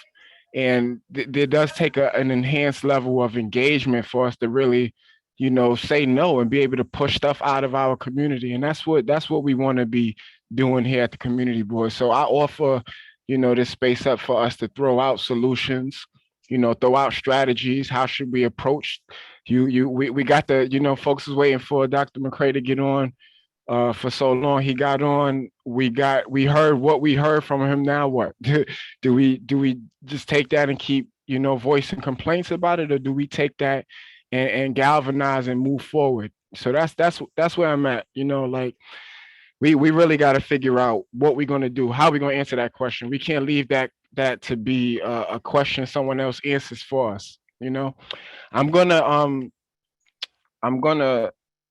entertain one more hand from Sarah, because I know her hand has been up for a while, and then I'm going to transition us over to the next agenda item. But I do. This is a serious issue, and it can't, like, y'all see the energy we being met with. So we have to do something, and we have to do more. So I'm offering up this space again for us to strategize and collaborate and figure out how we're going to get the results we want, because it's not happening everywhere. It's not, but there's also a greater sense of coalition, greater sense of of unity and in agreement. Also just resources as well. We're lacking in a lot of areas that we have to we have to fight harder. Just as people of color, we always have to fight harder. So we got to figure out what that is. And we ain't never getting nowhere just waiting for people to solve problems for us. So we're really going to have to pull ourselves out of this, and really make it better. So, and yes, and keep our foot on everyone's neck who's accountable in this, but we also gonna have to figure out how we're gonna do this ourselves as well. So that's my evening sermon with respects to what we're talking about. I don't see Sarah's hand anymore. So I'm gonna, oh no, okay. So I see Xavier, your hand is back up. Can I entertain Sarah first and then you, Xavier? Sure, I just wanted to make a quick announcement. That's please. Sarah, please, if you can unmute yourself. Thank you. Yes, I wanted to share a little bit about what my children experience walking to school every day, and how the situation outside has essentially traumatized them. My children used to play at the playground at Marcus Garvey Park, but we can no longer go there due to the conditions directly surrounding the playground there. And I saw a great increase of decline in the area in conjunction with the opening of the safe injection site. And I was actually really optimistic about the safe injection site when it first opened. But the amount of needles, yes, has increased. I will say there's been a greater effort lately in the last couple of weeks to pick those up. But the amount of drug sales is just unbelievable. Just on our short walk to school, my children witnessed multiple drug sales daily, every day, also on the walk home, in addition to inebriated people on the streets. And, one of my questions for DOHMH was, what is being done to balance the negative effects of this on our children, and what are they doing to prevent children from being traumatized by this? My children certainly are. With the start of the school year just last week, my 8-year-old came to me because he was feeling so nervous about the first day of school. And usually he's excited about the first day of school. And I sat down with him and talked to him and asked him why. And it was because he was afraid of our walk to school, because of what he sees every day on the walk to school, and that's frightening to him. And then finally, I take a bit of an issue when I hear that they're counting, saving people from overdose as saving lives, because the reality is that it seems that there is no data yet on the lives that they've actually saved, meaning people who have fully recovered as a direct result of the safe injection site. It seems that they're just extending lives, not saving as of yet. And I would like to see more data on, how many lives truly saved people have recovered as a result of this site. And, at the moment, given the state of our streets and the constant open air drug use and sales that's going on, that I see as a direct result of the opening of this, I am extremely concerned about the hours of the site being extended, because I think that they can have a greater ill effect on our children and on our community. Thank you, Sarah, for sharing that. Xavier, you want to? I do, and I think I'd seen just really quick in the chat. I believe there's a Robert Perkins, who it may be the same Robert Perkins that was once a community board member. I'm not sure, but real quick, I put my email in the chat. I do want to hear from all of you, and again, I'm accessible. Isaac and everyone on this committee and the board can tell you, I'm there night and day. We do advocate. We've had very passionate late night calls, discussions, walkabouts. Equally so, had the same. So two things: had equally a very traumatic experience with my boys when they witnessed this on 110th of someone shooting up, and I had to explain about illness and go into it again. Back to my point about robbing not just our youth of their innocence. And I'll resend it again. Just hold on a second, Mark. But it is what I alluded to earlier, the studies they've done over decades, that when you expose and normalize youth to this, there is a risk of them engaging with those behaviors later in their adult life.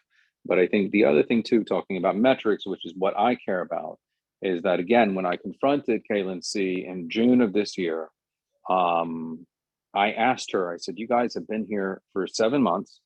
It's 6-month mark. You should have data points, because they pitched it as, by doing so, we're able to get them enrolled in programs. We're able to, quote unquote, get our hooks in them when they normally wouldn't engage with us. It takes less time. They can build trust. And I said, you should be having month-to-month data, even if it's raw data. Oh, well, we just have the amount of lives we save. We give them the literature. Sometimes they enroll, sometimes they don't. They, at that 6-month mark, they had no metrics.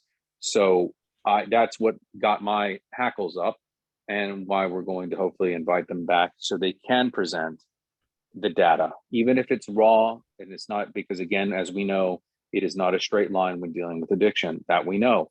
However, how many people are taking material? How many people are actually showing up just on a month-to-month? It's that simple. So that's it. I'm going to drop my information in the chat, but here it is. I'm going to give it to you now. It is very simple. Chair at CB11M for Manhattan.org. It is that easy. So chair at CB11M for Manhattan.org. So yeah, Isaac, back to you. Okay. Thank you, Chair, for that. Appreciate you. I will be remiss if I do this. Kashay, please unmute yourself. And yes. Thank you. Go for it. I can't leave nobody hanging. Don't nobody else raise no hands, because I'm not entertaining nobody. We gotta move this meeting along. Go for it. I'm sorry. I just wanted to say that not only do I work over there, I've actually walked through there during the weekends, to the point it is so bad where I literally have to escort at least 5 of my seniors that live across the street from that site. And it is ridiculous from morning to end of day. And I don't mean end of day as of a regular work day. I mean as the end of their day, meaning sun up to sun up. And the hotter it gets, the worse it gets. And you can't walk through there. God forbid you on there through the first of the month. It is ridiculous. You got the store sitting right next to there. I used to go in there. I can't go in there no more, because like the lady stated, yes, there is transactions that's done over there, and it's done in broad daylight. And as far as the cops that's being over there, they're not doing nothing but turning a blind eye, or they're huddled in their own little conversations. And now, as far as the guys supposed to be coming up to pick up the needles, I've been back to work since COVID, going on 1.5 years. I have yet to see them, but I see more needles on the ground than I do now than I did then. That's all I wanted to say. Thank you. You're Thank you. welcome. No, thank you. Thank you. Kate, please unmute yourself. Sure.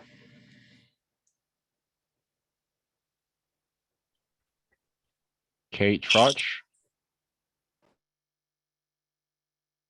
Okay, going once. Going twice. All right. So I'm going to transition us on. Kate, if you happen. Hey, okay. Isaac. Yes. It's Xavier. One real quick. I just, out of a deference of a respect from a former community board member who was right there, would you mind letting Robert Perkins speak real quick to close this out, please? Yes, his hand wasn't raised, but if you can hear me, please unmute yourself, and yes, please go for it.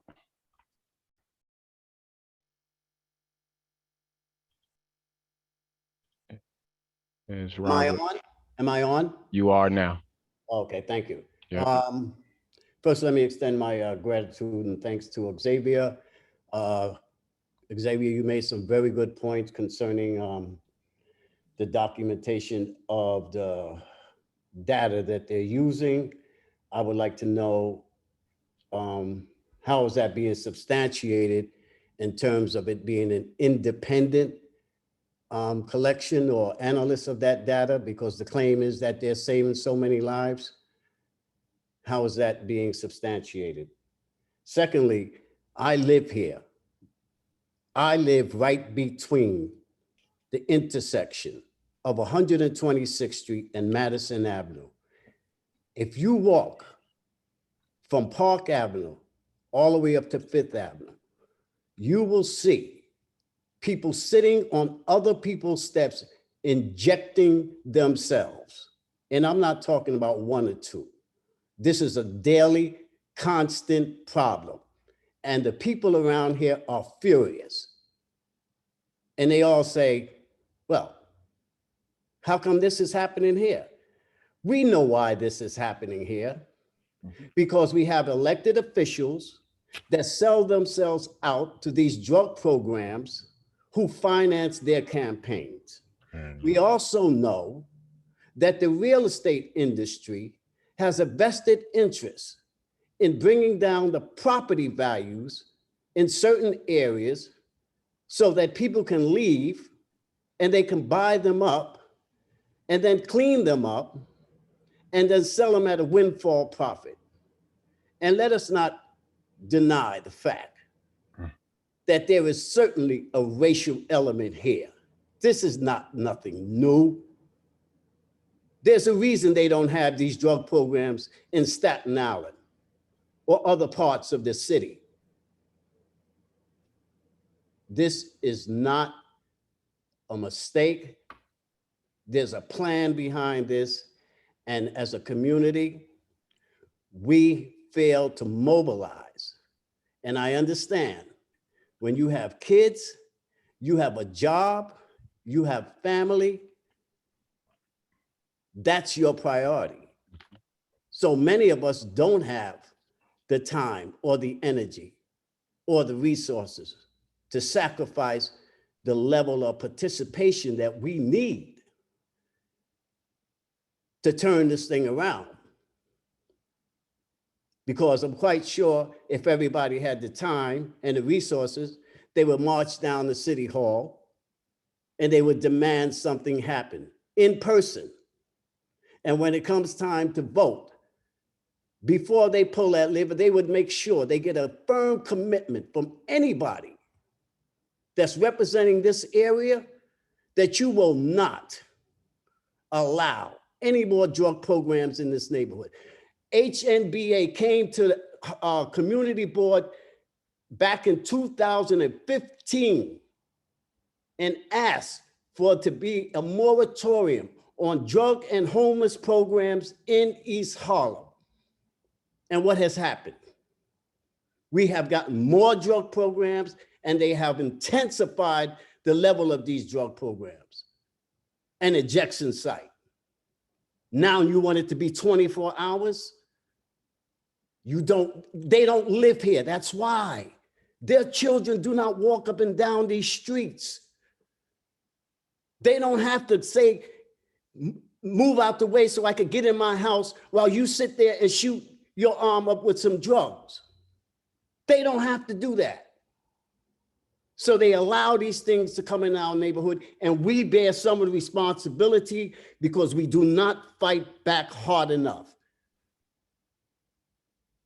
Now, where do we go from here? Got to fight. And there has to be some accountability. I strongly suggest anybody that call themselves a representative on any level, politically, they need to step to the plate, or guess what? Come voting time, they need to be out. And as a community, we have to hold them accountable for that. As far as the Oasis is concerned, the state level, who also allowed all those drug programs to come in here, they have to be held accountable. And our state representatives has to be held accountable. This was brought before the community board back in 2015, and we still have the same problem. And all they say, oh, well, you guys have a lot of experience with dealing with drug addicts and homeless people. Of course we do. We didn't have a choice because you keep dumping them on here. You build it and they will come. And that's what's happening. So I know the, what was his name? Isaac Scott. Isaac. said something about Yeah. the data he has. I would like to see it, and I would like to know how it's been substantiated. Oh, I don't have, Excuse me, sir. yeah, I didn't say I had data. I know you got to go, but this is part of the problem here. A lot of the people that's participating in these meetings, they don't live here, and they get most of the time to speak. Again, Xavier, I want to take my hat off to you for coming down and seeing what we have to go through on a daily basis. Now, Rob, real quick, sorry to interrupt. Just so you're, I want you to be clear. Isaac Scott is our Chair of Human Services. Dr. McCrae was who was presenting, just so you don't get those two. Yeah, because I know you're quite the gentleman, and we both feel your passion. So yeah, Isaac Scott is one of our great partners. He's a great Chair of Human Services. I just didn't want you to get that ingrained in the membrane, as we say. So we're all here on the same side. So thank you for being here. I'm going to pass it back to you too, real quick. Sorry, I just wanted to clarify that. Okay, thank you very much. I'm going to cut this short because I understand. So Mr. Michael McCrae says that they're working with other city agencies, and I'm assuming he's talking about NYPD and DHS. How is he working with those agencies? What kind of physical actions are being taken? Could that be substantiated? Can you show us where you have contacted NYPD and explain to them where the problem is?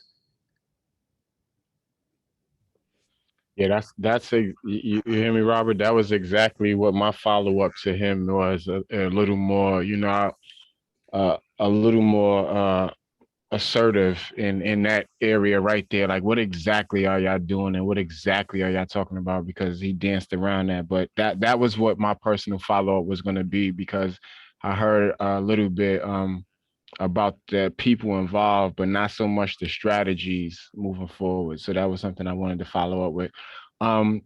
Pauline, you just got a whole earful from everybody. So I hope that you can take that back. But I agree with Brother Perkins in that in a lot of that, especially with respects to why things are happening and what we need to do. Yes. Yes. Yeah, absolutely. I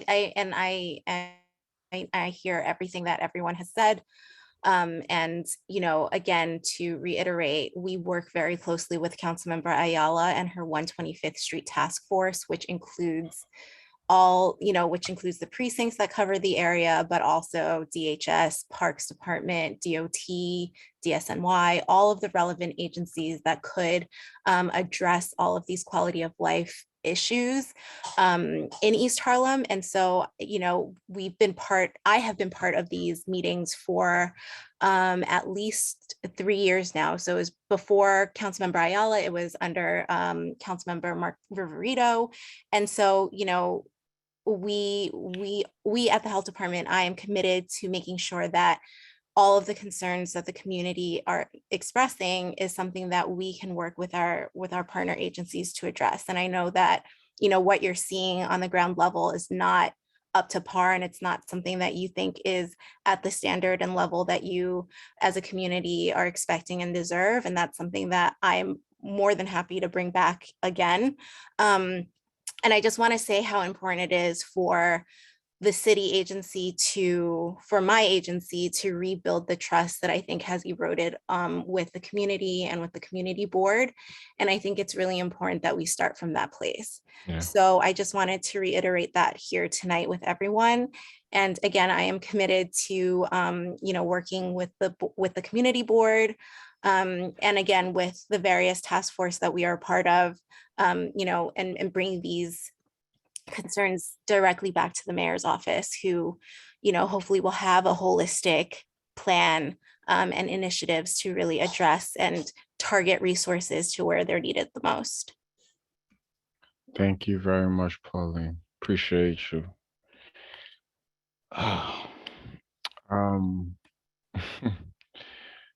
We made it through that. This is serious though, and this is going to be something that comes up in every meeting, but we're not going to stay in one place. And each meeting will move closer and closer to what exactly it is we're going to be doing, and also going through what we are currently doing to, one, gain our accountability, and also to, work towards a better future. I also was just thinking with everything we were saying, with everything that was just being said, it sounds a lot like, I know I said I'd leave it alone, but let me just say this last thing. It sounds like we're also relying a lot on on data that we don't necessarily have. And I think it would go a long way if we started to do our own research and produce our own data to be able to, have the numbers that we need. And I don't know what that looks like right now, but it does seem like a direction that we should go in, because it would help towards any on the ground advocacy that we're doing. So yeah, I'll just put that out there on the record. Oh, Cindy, yes? I'm sorry. I know we're gonna be here all night. Yes. Yeah, we may be here all night. But this is for a worthy cause, one that we all signed up for, Yep. hopefully including the attendees. So as Xavier has mentioned in his line of questioning, we are, and as you just mentioned, we are in need of additional data. New York City has the most comprehensive data of all public organizations, as well as intercity agencies. There was a bill introduced, Intro 258, to do canvassing for public bathrooms accessibilities to go throughout the districts, including ours. So we should most definitely make a FOIL request of the agencies that are relevant to this particular issue. That way, when Intro 258 comes through and they already have in place who's going to be creating these studies, we would be able to have a better understanding as to where the problem areas are. So I would like to further this discussion at a later point in this meeting of actually pinpointing which agencies we need to make a FOIL request for, so we can get the metrics and we can get the data without having to particularly wait for these agencies to give it to us, as we have been waiting for a few years on a few of the homeless data requests that I've made. And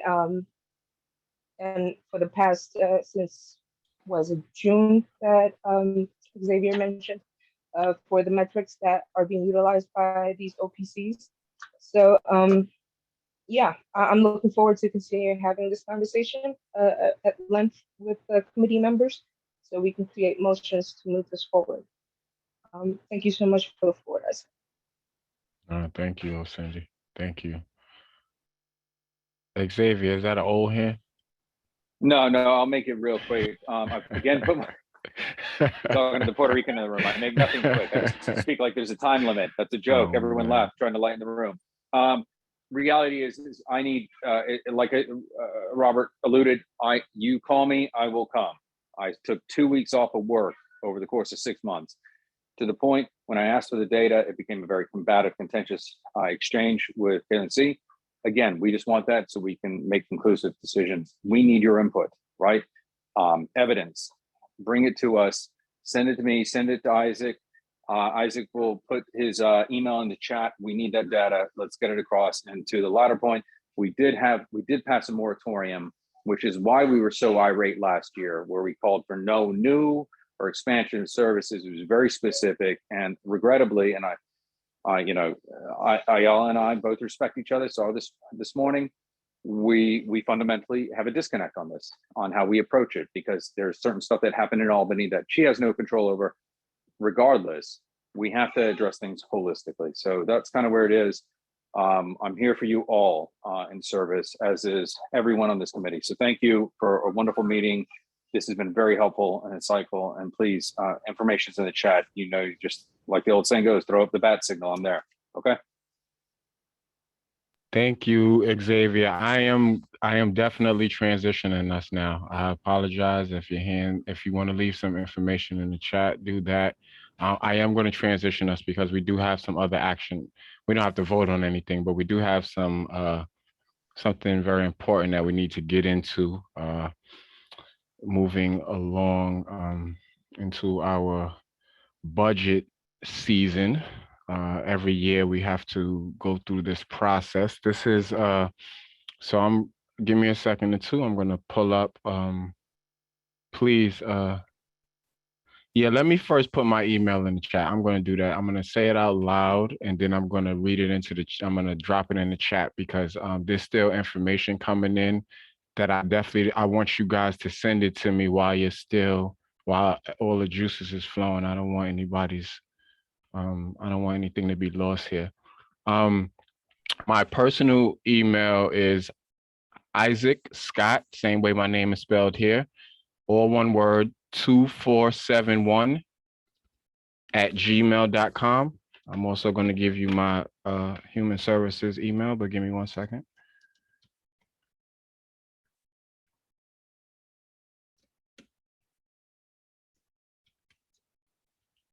That's my personal email. My email for the community board, either one is fine, but it would be good if you sent community board business to my community board email. Human services @CB11M.org. I'm going to drop that into the chat right now. Please feel free to send me follow-up information, suggestions. Definitely down to meet. I spend a lot of my time at the church on 116th and Madison, so I'm always in East Harlem when I'm not over here at Columbia. So I'm back and forth on the 116th Street block from West Harlem to East Harlem. So just let me know. We can always find time to chop it up. I'm more than happy to respond to your emails as well. All right, so. Oh, Isaac, can I just, Yes.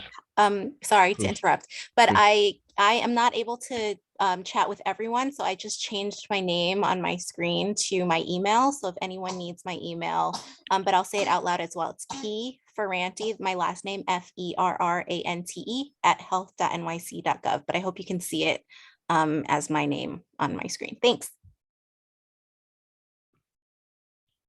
Thank you, Pauline. Appreciate you. Okay.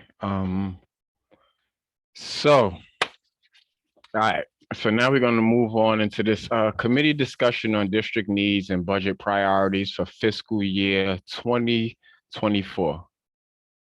So the budget liaison's report on findings from needs survey and accompanying recommendations for budget requests committee provides feedback. Hey, Marlene, can I ask you a question? I should have asked you this offline, but I didn't. Did we do I have the document in front of me of the synthesis of the survey that was just put out? I can share that Okay. when you're ready. Should we do that first, or should I go through the first those 5 steps of the New York City Council budget process? Yeah, let's do that first, and then we'll go there. Is that cool? Yes, it's what you I know. All right, yeah. So y'all gonna have to bear with me, right? Because I started chairing in May. So this is my first time also going through this process in depth as much as I will have to with you all now.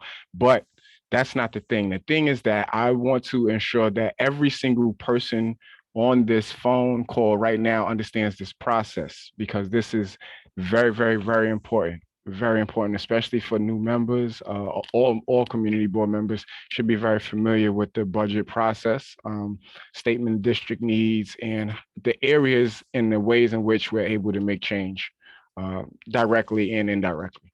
So I want to ensure that, you know, it doesn't take you as long as it took me on this community board to really understand this. No shade to anybody, but I'm going to be I'll do my best to ensure that everyone is on the same page here with this. So I'm going to share my screen. I have 2. Oh, okay. I'm sorry, Marlene. Sorry, Marlene. It's okay. I'm going to share my screen. I have a bunch of stuff happening on this other screen over here. Which one's that? What's this? Okay. Can you all see my screen? All right. So I wanted to just walk us through some stuff. Also, Art, our vice chair, sits on the committee for district needs. So I will also just want to pull you into this conversation because you have a wealth of information that other folks on this call would need. At any point, also, Art, if I'm jumping over anything, forgetting anything, please just unmute yourself and jump right into the conversation. Please, I appreciate it. So one of the first things I wanted to just acknowledge on the record is the mayoral's executive budget process. I'm going to literally read this onto the record, and for the sake of folks, if you can't see it on your screen, if you're on the phone or anything, or if you're at home with the kids and you can't really look at your phone, but you're listening. So I'm going to read this off so we understand the mayoral executive budget process. So New York City budget process follows the fiscal year beginning on July 1st and ending on June 30th. The mayor is responsible for preparing an annual expense and capital budget, which are submitted to the city council for review and adoption. The budget process. Step 1 is the preliminary budget. Each January, the mayor presents a preliminary budget and outline for his priorities and goals for the city. The council then follows a process to ensure this budget meets the needs of our diverse neighborhoods. So this is what we're going to be weighing in on, the mayor's preliminary budget for fiscal year 2024. Step 2, council analysis and hearings. From March to April, the council analyzes the mayor's preliminary budget and holds a series of public hearings to identify specific concerns through conversation with residents, advocates, and city agencies. Step 3, the formal response. Based on their analysis, the council formally responds to the mayor's preliminary budget. This includes a summary of concerns expressed during the hearing and recommendations to address those concerns. And step 4, the executive budget and hearings. In April, the mayor releases the executive budget and updated proposed budget based on the council's response. Again, the council analyzes this budget and conducts a second round of targeted hearings, ensuring that the budget reflects the priorities of New Yorkers in all 51 council districts. Step 5, adopted budget. Through May and June, the council and the mayor negotiate adjustments to the executive budget, resulting in an agreement known as the adopted budget. This agreement must be reached before July 1st, the beginning of the next fiscal year. So that is the mayoral executive budget process. I'm not going to entertain questions because I can't answer them outside of what you see here on the screen. So let me keep it going. I did want to just bring this to you all's attention, just walking us through some of this stuff. So let me stop sharing so y'all don't see my notes for a second. So I guess we can review the statement of district needs for fiscal year 23 briefly.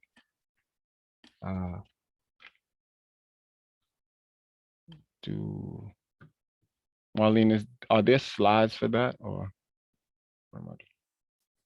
No, it's what I shared in the email. It's a narrative, right? It's not like Okay. a Excel sheet. Okay.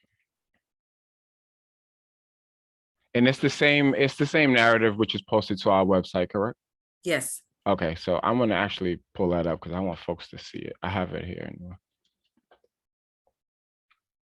Okay, so you guys are again looking at my screen. Okay, so as it relates to our, so on our website, you can find the statement of district needs for each fiscal year. I think it's, well, I saw just on the first page, I saw it going back to like 2021, but I'm sure we have it further than that. But you can see the statement of district needs for fiscal year 2023 on the website. This is the document. It is about 59 pages, as you can see. Let me know if anybody can't see my screen. Yeah, so I wanted to first mention that as it relates to the budget requests that we would make, the agencies that handle our requests, which would be related to healthcare and human services, are the Department of Health and Mental Hygiene, Health and Hospitals, DIFTA, which is the Department of for the Aging, DHS, Department of Homeless Services, and HRA, Human Resources Administration. So these are, so when we make a request as the Human Services Committee, we would be making that request to either of these organizations. So it's here on the screen, so you can also, you know, see the other organizations that other committees make their requests to. Just so you know, when we talk about we are writing a budget or we made a request to a certain place, these are the organizations that we're making them to. These are the city agencies, excuse me, want to be clear, city agencies, not organizations. These are city agencies that we are making our budget requests to as it relates to the mayor's budget. I'm good so far, Marlene? Yes. Yes. Cool. Are you my tracker right now? Make sure I'm good. All right, so what I'm trying to do, folks, is I'm gonna just scroll down a little bit to where human services was at. I won't read too much of it. I'll leave it on the screen for a second, say a few words, but I am gonna move over. Did I get past it? I am gonna move over to It's right there. It's right there. Mm-hmm. Right here. Okay. Yes, healthcare. Yes, here we go.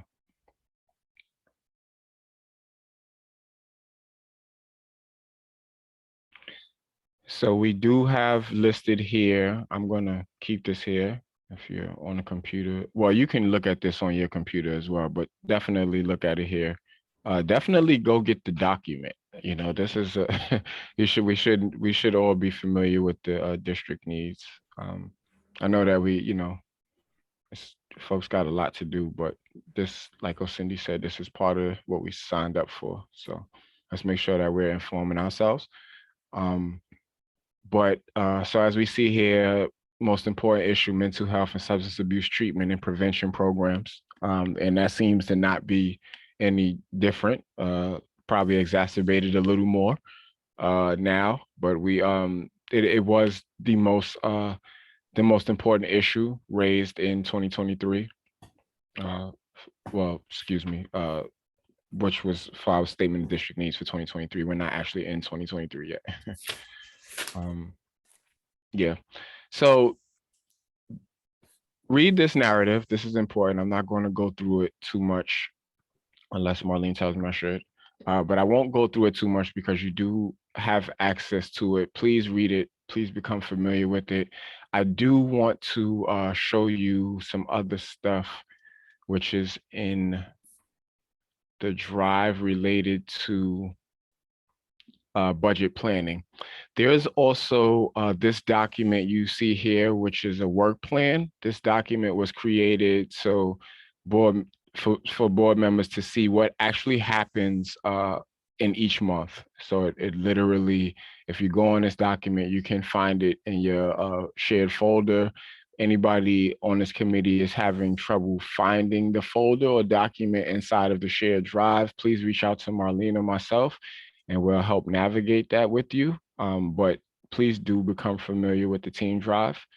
But yes, there is a work plan in here to give you a better sense of what should happen each month.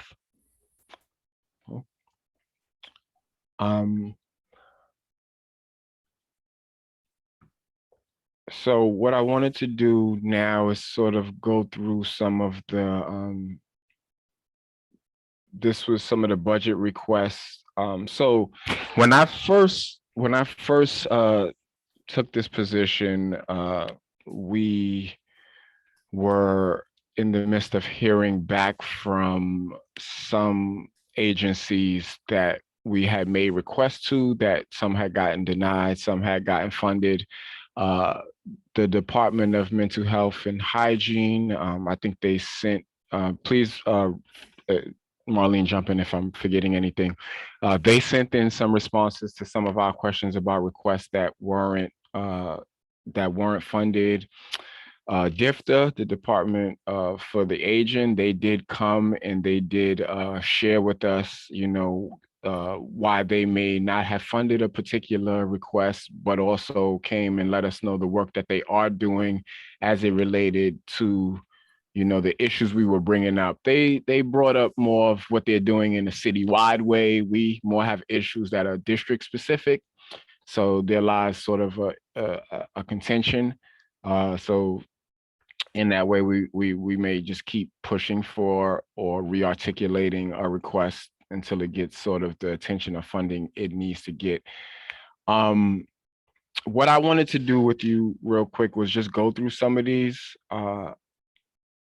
just so you are aware of them. And then also wanted to possibly, if, this is really like brainstorming time. We really don't have to, come up with anything today, but it would be good if we could have some notes coming out of this conversation about the fiscal year budget for 2024. It would be good. We can take some notes and put it down here and prepare for October, because in October we will have to, propose some stuff. Am I on point, Marlene? Yes, you're fine. Am I? Why are you laughing? You're Because fine. you're great. I appreciate you. All right. So far, so good. So any questions? Please don't ask a question that's not relevant to the budget or the budget process. Any questions before I move forward?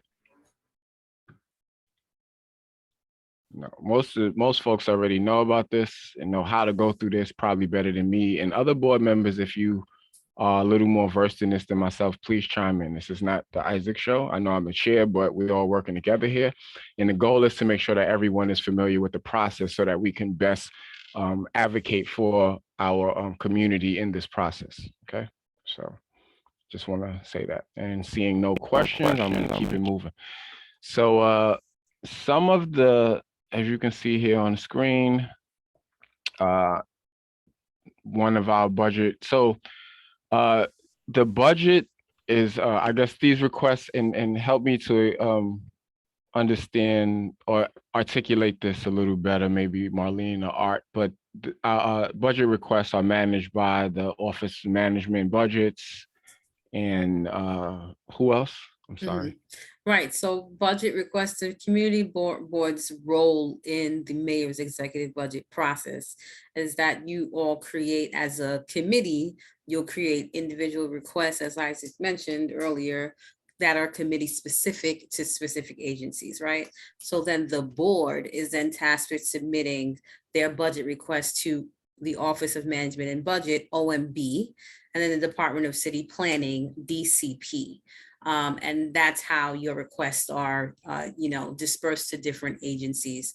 And Isaac, after that, you could pull up the tracker to let the new members of this committee see how you all work on crafting those specific budget requests through the budget request tracker. Okay, so let me make sure. I thought I had it up. So can you guys see the tracker? I can see it. Okay, cool. Yeah, so this is yeah. So this is where we're tracking our budget requests, and here's a request. Create or promote program to destigmatize mental health needs and encourage treatment. Here's the reason. And here's the agency that it was submitted to. Here's the committee that submitted it, right? And here's the response we received.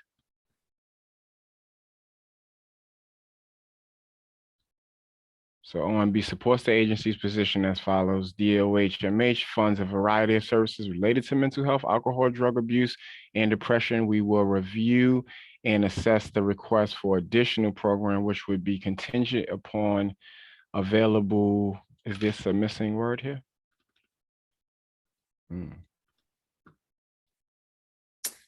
Yes.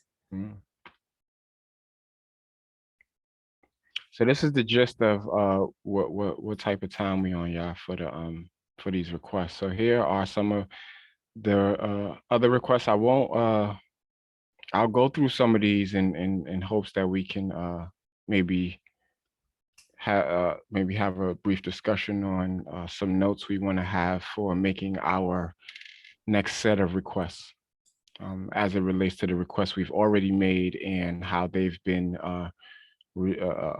responded to. So let's go through these actually. So this first one was made to the Department of Mental Health, and it was to create or promote this program to destigmatize mental health. So that was the first one. I read that one. Okay, I'm gonna go to the second one. If I'm moving too fast through this, please let me know. But I am gonna try to get through this. Okay. So I'm on 4. Enhance home care services. The reason funding is needed to expand home care services for low-income seniors, specifically the expanded in-home services for elderly programs, EISEP, which historically has a waiting list due to being underfunded. And this was a request made to DFTA. And their response to this was further study by agency of this request is needed. Therefore, OMB does not take any position. So we can see. Yes, so that was the response we got for that request. Please feel free, board members, to unmute yourself at any time and give feedback or thoughts on any of these as I go through them. I'd be happy to respond to that. Please, yes, Robin. As we saw from when DFTA was there, they basically have little monies every year. It's the one department whose budget is like the most underfunded. So basically, anytime we've ever asked them to support funding for East Harlem, I've never seen them say yes. So it's not a surprise. Just like we're still adamant about making changes on 125th Street, this is something we need to be adamant about too. What this program ISIP does, it's for people who are not on Medicaid, people on Medicare who are required to make a spend down in order to get anywhere near the same kind of home care people on Medicaid do. They're very limited in terms of the dollars that trickle down for it. And that's why we're asking for more, because so many people are on perennial wait lists. And what happens with a person like that, if they don't get the care in the home, they decompensate, they get diminished, and unfortunately, often they're prematurely forced into nursing home care, which is even more costly. Thanks for letting me rant. No, you're never ranting, never ranting. Thank you. Any other thoughts, feedback? This next request was also one made to DFTA to increase case management capacity. And the reason, provide funding for more caseworkers, increase the number of culturally competent caseworkers in CB11, specifically those who are able to provide services in Spanish and French Creole. All right. And here's the response. For the study by the agency of this request is needed. You know, this is why we got to have our own data, y'all. Just right here, so we don't get responses like this. You know, if we don't control any of the data, then we're always waiting, and we're always subject to answers like this. You know, further information or further study is needed. You know, that's not a shot to us, but you know, when we do build our own capacity to produce data, then we will be able to circumvent some of this. But thoughts, comments, please. Okay. Another deflection. Yes. Yep. Yep. Okay, so this next one was made to the Department of Mental Health and Hygiene. Other programs to address public health issue requests. Oh, sorry, y'all. Sorry. I got a magic mouse over here. Okay. More peer support, outreach workers, and social workers are needed in CB11 to provide information and support for people suffering from drug addiction. These workers should specifically be employed to work with individuals on 103rd, 110th, 116th, and 125th Street corridors. Also, more social workers are needed to support drug users enrolled in court diversion programs. And the response from OMB supports the agency's position as follows. The DOHMH funds a variety of services related to mental health, alcohol, drug abuse, and depression. We will review and assess the requests for additional programming, which would be contingent upon available, I'm assuming, resources. I mean, Robin, everything sounds like a deflection. But it is, and typically from departments that are really beleaguered and do not have adequate funding. It's catch-22. Yeah. These I want to highlight for board members that these requests and reasons are very much humane and preventative. And I do feel like we should double down on them and or maybe try to re-articulate them or find how do we strengthen these requests. Yeah, because they should be funded. I mean, obviously, but so that's just some thoughts. The next request again to the Department of Health and Mental Hygiene, promote vaccinations and immunizations. Funding for health outreach effort is needed. Repeated booster shots would be required to address COVID disease in a way similar to the flu. Since neighborhoods of color, including East Harlem, continue to have lower vaccination rates, additional funding should be provided to help raise awareness of the benefits of vaccination through outreach efforts, to hire more outreach workers, and to advertise. So accessibility, ensuring that folks, are getting the information, because a lot of times, we think because New York One ran an ad that everybody saw that ad, and some folks don't have TVs, don't have a lot of the same resources to be able to get information. So being able to increase access and advertisement is an essential need, especially in our community. Any thoughts, comments, reflections? Please weigh in. You all. Yes, hi. Please. Hi, Zach. Yes. Sorry, I had my hand raised. Who is this? I'm sorry, I can't see. Cindy. Hey, Cindy. I'm sorry. Go for it. I'm sorry. It's okay. This is relevant to the line that we just passed. The one requesting more peer support and outreach workers. I mean, the response from the agency was the same. So we need to be able to actually understand what it is that they're reviewing and assessing. Hopefully we can have someone from the agency coordinate and document what it is that they're going to be doing for this additional programming. Would we be able to actually include that we be actually included in this review and assessment, as we have experience not only through advocacy work but also through lived experiences as a community? Yep, for all of that. Yep. Okay, excellent. Yeah. That is great. Yeah, we do need to figure out what they're reviewing.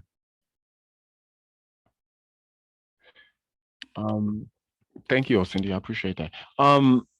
Marlene, what kind of notes are we looking to gather from tonight's meeting, or are we just brainstorming, talking about this? Right? Sorry. It's okay. So it says committee's recommendation, committee's revision. The staff hasn't ranked anything yet. So if you don't have anything for tonight, that's fine. You guys are gonna revisit this next month and it has to go in. Yeah. But you guys are brainstorming, so it's okay. Okay.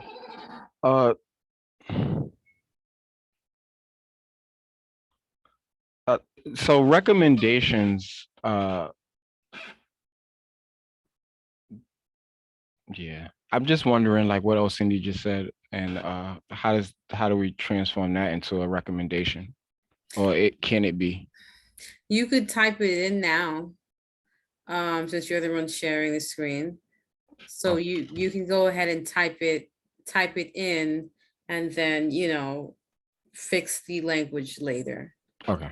Okay. But just so Oseni doesn't have to repeat this next month, just type it in. Yep. Okay.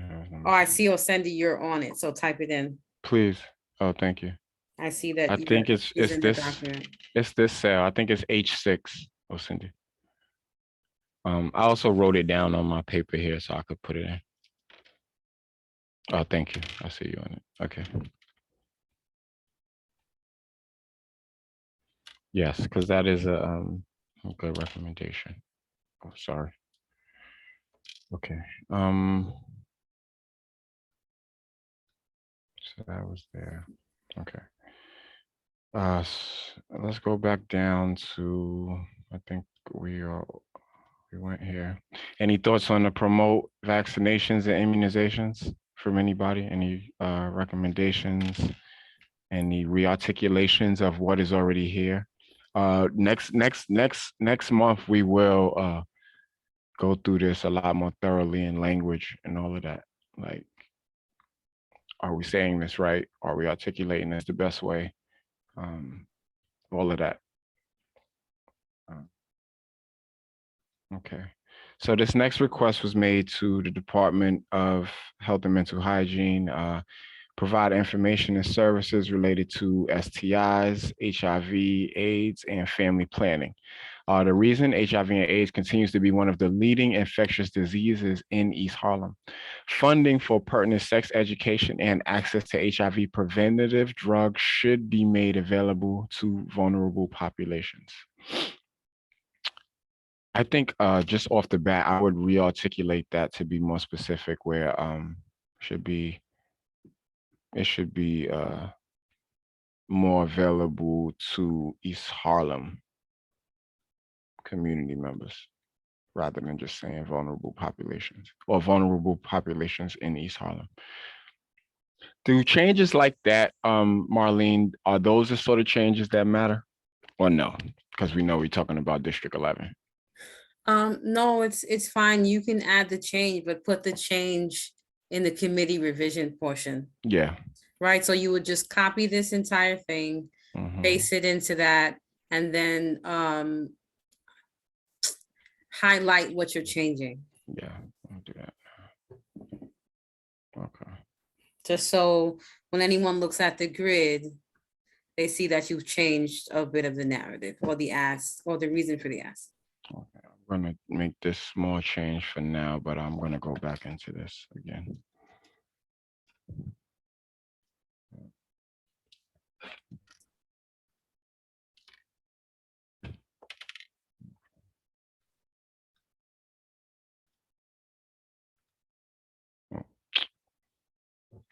All right, I'll fix that.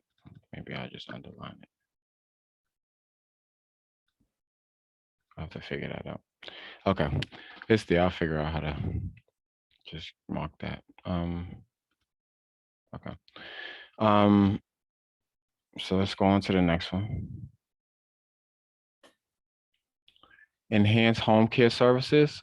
This was another request made to DFTA. Provide funding for expanded in-home services for the elderly, including expanded hours of home care provided to ensure fewer rehospitalizations. That's yes. actually very too similar to the one that was earlier about ISEP. Okay. You could actually unite them and make them one. Okay. Marlene, for this process, would it be better if I stop sharing and you shared? No, you could Okay. definitely share. I think you're doing fine. Okay. But just, right, so you just want to make sure this is still comprehensive with what you're doing with anyone that looks at this tracker. So, depending on what Robin is saying, you could put in the committee revision, combine,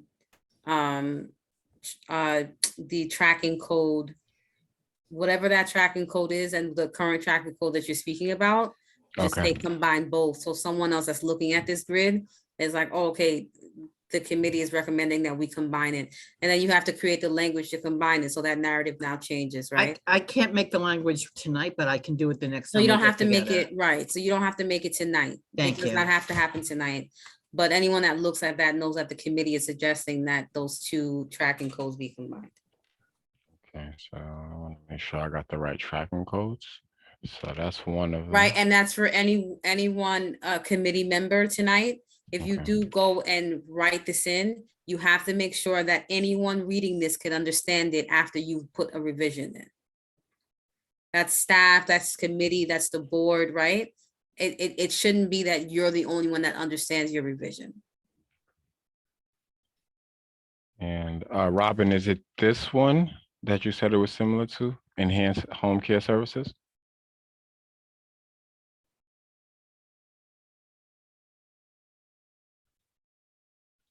Robin? Sorry, I'm babbling away muted. I'm so sorry. You're good. It's been a long night, huh? It has been. Yeah. Yes, It is they're both relate to ISEP. So Okay, great. I will, by the time we get together next time, I will make a recommendation. I won't write it into the chart. I'll make it live, okay? Okay. So I just put that here for notes. Thank you. Okay, great. No, thank you. Thank you for participating. Okay, so Sure. the next request is animal and pest control. This was made to the Department of Health and Mental Hygiene. Forgive me, y'all. It's this mouse. The reason: provide funding for proactive measures to mitigate rodent population in public housing, empty lots, construction areas, and train stations where rats establish colonies. And the response from OMB supports the agency's position as follows. Individual city agencies are responsible for addressing pest management on their properties. DOH-MH's pest control program works closely with all city agencies to provide technical assistance in order to add. Is there a reason there's like words missing on this stuff? A lot. I don't know. Okay. I'll figure that out. No worries. No worries. Okay. Any thoughts, feedback on that, enhancements on that? I know everybody who lives in or near NYCHA is dealing with pest control. So I know this is an issue. Okay. I'm going to keep us moving so we can get out of here. Okay, so yes. Sorry, I was going to make a Please request. go for it. Yeah, it says that individual city agencies are responsible for addressing pest management on the properties.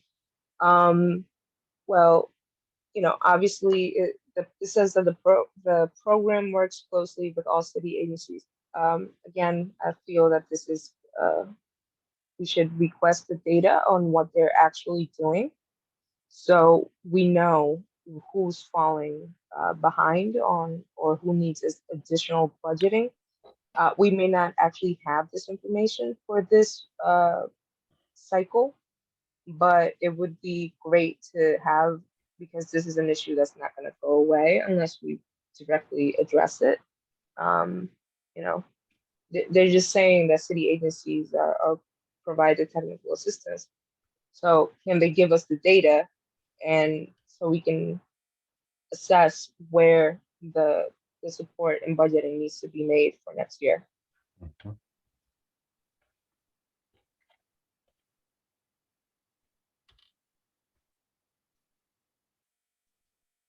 Should I make that more concise? Nope. I mean, unless you want to. I was just trying to articulate what you were saying. Nah, you got this. Yeah, I appreciate all of y'all encouragement. I think I'll be driving Marlene crazy. We need data. We don't, Isaac. You're fine. Data. Yeah. Sounds like we need a lot of data from the city that they ain't giving up. That needs to be our push. Like give up the data. It's a lot of data they holding back from us, and we don't know nothing. Yeah, we can make requests from beta.nyc. They have a lot of information from 311 calls and city agencies. So we can definitely get it. And the metrics that are unavailable through that, we can definitely make FOIL requests. I'm looking forward to that. Okay, copy.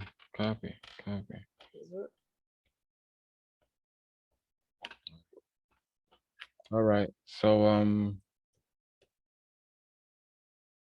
the next request, other programs to address public health issues requests, explore alternative interventions for homelessness and substance abuse in parks, including Marcus Garvey Park and Randall's Island. For example, contracting local community-based organizations to station a trained mental health worker in Marcus Garvey Park to provide assistance when necessary. OMB's supports this agency's position as follows. The agency will try to accommodate this issue within existing resources.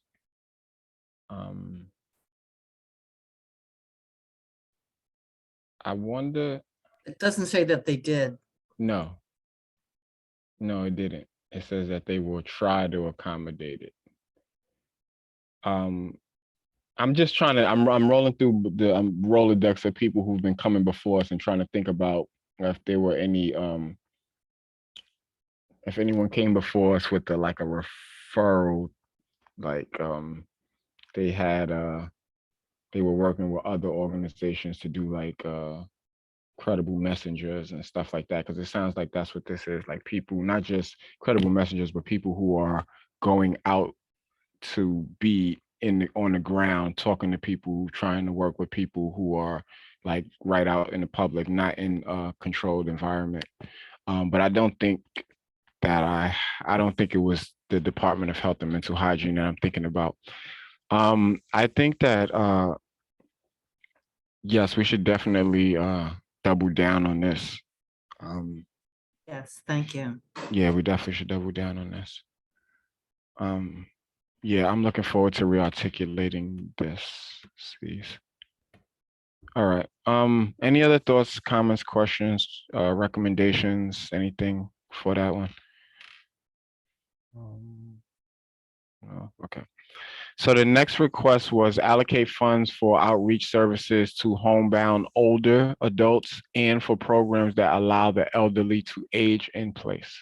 The reason, providing funding to ensure faster services for seniors transitioning from hospitals, rehabs to home. Robin, can you talk about this one a little bit more? I don't remember this one, and I honestly don't see a lot of validity to it, to be honest with you. And the reason I don't is because when somebody transitions from hospital to home, usually an agency like Visiting Nurse Service is in place. And before they pull out their services, if the person's in need, they will always connect them to a community-based agency. So I don't really personally see the validity in this request. I do see that there is no communication on the part of the city with the homebound population. And maybe that's food for thought, and I will certainly give it thought between now and when we meet in October. Okay. There's certainly better versed at it now, having gone through, all the reiterations of getting information out for COVID and how people who were homebound could get actually vaccines brought to their homes. So this is not going to be something totally new. Yeah. Thank you.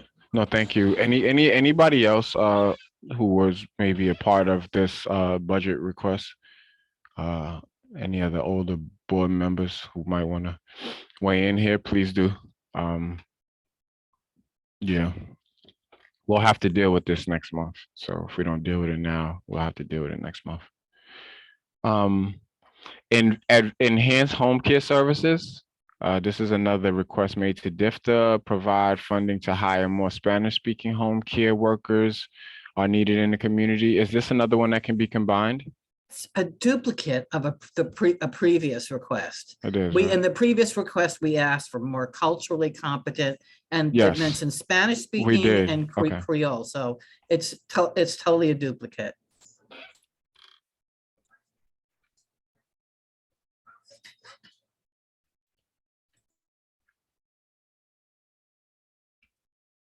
Okay. Okay.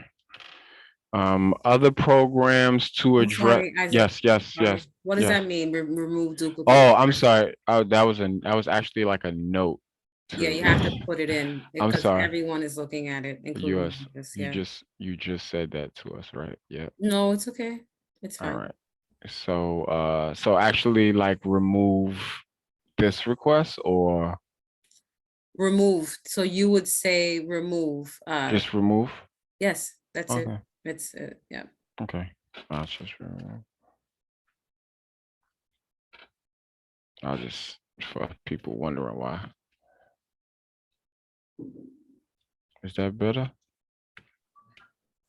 I'm sorry. TMI? Is that good?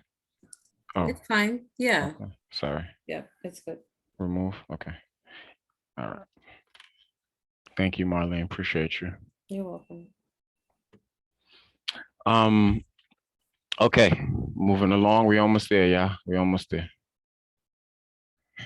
Other programs to address public health issue requests. The reason for this one is newer, less lethal drugs are now available as an alternative to methadone, but lacking of funding is usually cited as a reason why the drug is slow to be adopted.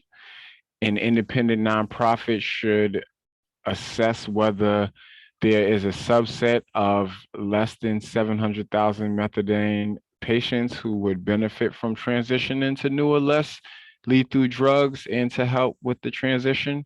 This would also allow patients to reduce frequency and distance travel to obtain drug treatment in Harlem.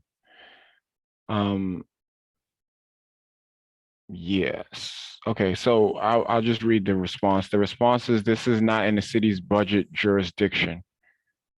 It says contact OMB's community board unit. Yeah.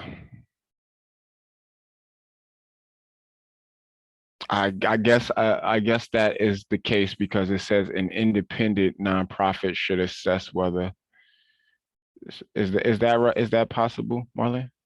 Why they responded to it this way? Right. Because you said an independent nonprofit should do it. Yes. This is stop hovering. Sorry. This is DOHMH. Okay, so I'm going to see what the response was from DOHMH, and I will share their responses with you. It's actually on the drive now. Okay. So I will share their responses with you and see what exactly they meant by this, because we did meet with DOH, a rep from DOHMH. Okay, copy. So I'll keep going. Other healthcare facilities requests.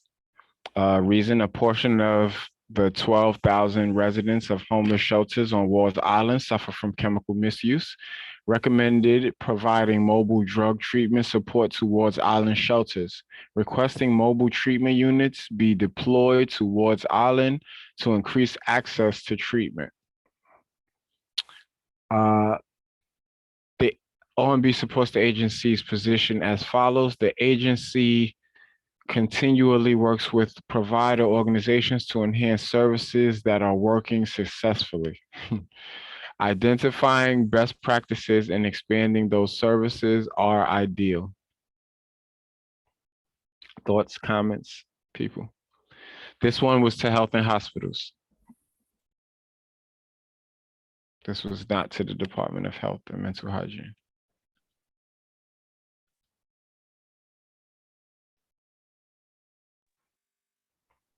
I have a question. Please. So they're saying, identifying best practices and expanding those services are ideal. Does that mean that they're going to be taking a position to actually make this work?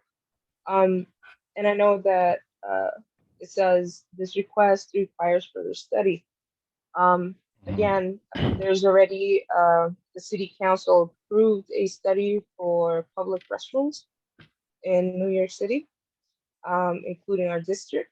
I feel that a lot of these requests that we're making relating to the homeless population and mobile drug assessment supports and whatnot actually overlap with access to public restrooms, as a lot of the individuals that overdosed in our community did so in Ward's Island and in places that they could actually gather some privacy, which is in restrooms.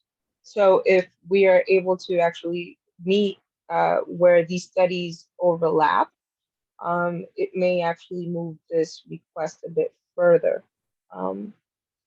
It was more of a comment, not so much a request, but it's definitely something to consider. That we actually find where these studies may overlap and make sure that we are very clear in how how the impacts of these studies will have in our communities and the quality of life of our communities. So yeah, but we need a bit more clarity on the part of human services on how they will be expanding these practices. Agreed. Yeah. No, thank you. Thank you. So does that possibly translate into any recommendation yet? It doesn't have to yet. Well, I'm going to expand on this line of thought a bit more, and Great. I'll definitely put it in before next month so we can find some common ground. Yeah. No, I appreciate that. Thank you. That's exactly what we need, like just to start thinking about this so we can go into October really prepared. That's all. Thank you. All right, cool. All right, so last but not least, other senior center program requests. There's a need for more culturally sensitive social support for Asian seniors. More than 8% of East Harlem's population are Asian. Among them, many are seniors with limited means and no English language skills.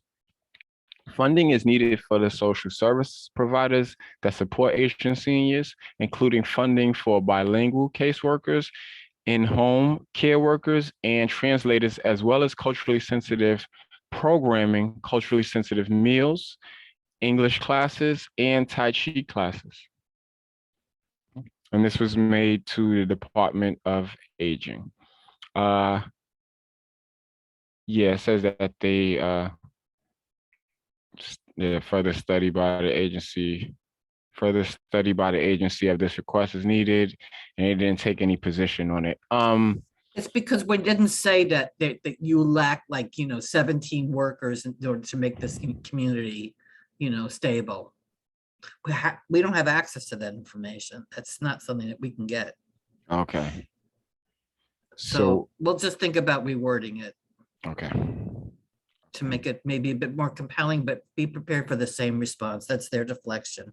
Yeah. Make you do the work. Yeah. Yeah. Okay. Any other thoughts, comments, questions, reflections? We will be going through this more thoroughly next month, and we will really be going through each one of these, making sure that we've done our best to make a request, articulate a legitimate reason for that request as well. So if no other thoughts or comments, I will move us along on our agenda. Is that the fullness of it, Marlene? Yes, it is. Okay, cool. You said that yes kind of slow, you sure? No, yes, it is. Okay. It is.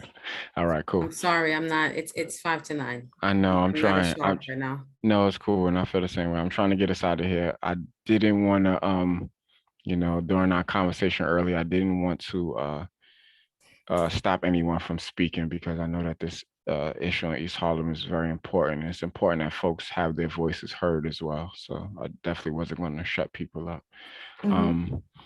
So cool, yeah. So moving along, I will briefly go through this, and I know this is so late to ask people to do introductions, but a review of our human services organization questionnaire. So one of the first things that I worked on when I started in, I think, May or June, when I took this position, was to create a community organizational questionnaire. And the purpose of this questionnaire was so that we could establish and maintain healthy working relationships with the organizations serving our community. There's a lot of organizations who are doing work in silo. We don't know about them. There are other organizations who come before us and say, hey, we're doing this, but we have a population of people who deal with this issue, but we don't know anybody from there. So this also helps us to be able to make connections for folks. But also we want to be able to get a better sense of the organizations here and how many organizations are actually servicing people in East Harlem, and ensuring that, businesses that are here, organizations that are here in our community are, attending to the needs of the community. Everyone has a responsibility in community enhancement. It's not just not just city agencies, businesses, organizations, everyone providing a service, in East Harlem. So we have a community questionnaire. Currently, it's in this state. Before we meet, far long before we meet, probably before a full board meeting, I will have this in. It will be a editable PDF that organizations can just pull up and fill out. So we'll send it to. We have a list of organizations, city agencies that we will send it to, but I am going to reach out to community board members to circulate this as well to providers and folks in East Harlem offering some sort of service or doing work in East Harlem that we should know about at this committee. Remember, this committee is not just dealing with, we're human services, so there's a lot that goes under that umbrella, and human services is it's a wide spectrum of things. So not just medical support, but also social support, ensuring that people, young people are getting culturally sensitive programming. Not just, that's not just an issue of the Youth and Education Committee, but it's also our issue to ensure that programming is humane. It's not just okay that we throwing our young people into programs, especially if those programs don't produce anything for them, or just worried about numbers and filling the room, because it's like, why are they there? And that's how they feel, and then they won't go anymore and they end up back on the street. So ensuring the quality of our providers in East Harlem is very, very important. So we want to be able to do an assessment to see who's out there, cast a wide net, see what's out there, to be able to maybe create a database and know who's here, and know how we can connect people to the right resources, and also how we can advocate against and for the right services in East Harlem. So with that explanation, I'll go through really quickly the categories. We literally went through this the same way we just went through that budget process. We went through these questions. I won't do that because we all want to go to bed tonight. But I will just briefly go through the different sections.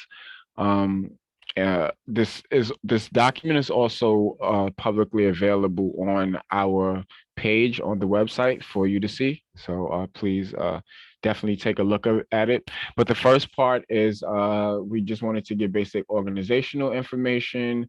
about the person who would be coming, possibly who we could have as a maybe liaison to work between their organization and us to be able to present, maybe get data from them about their participants or the work that they're doing, the impact that they're having, but just a working relationship with some person there.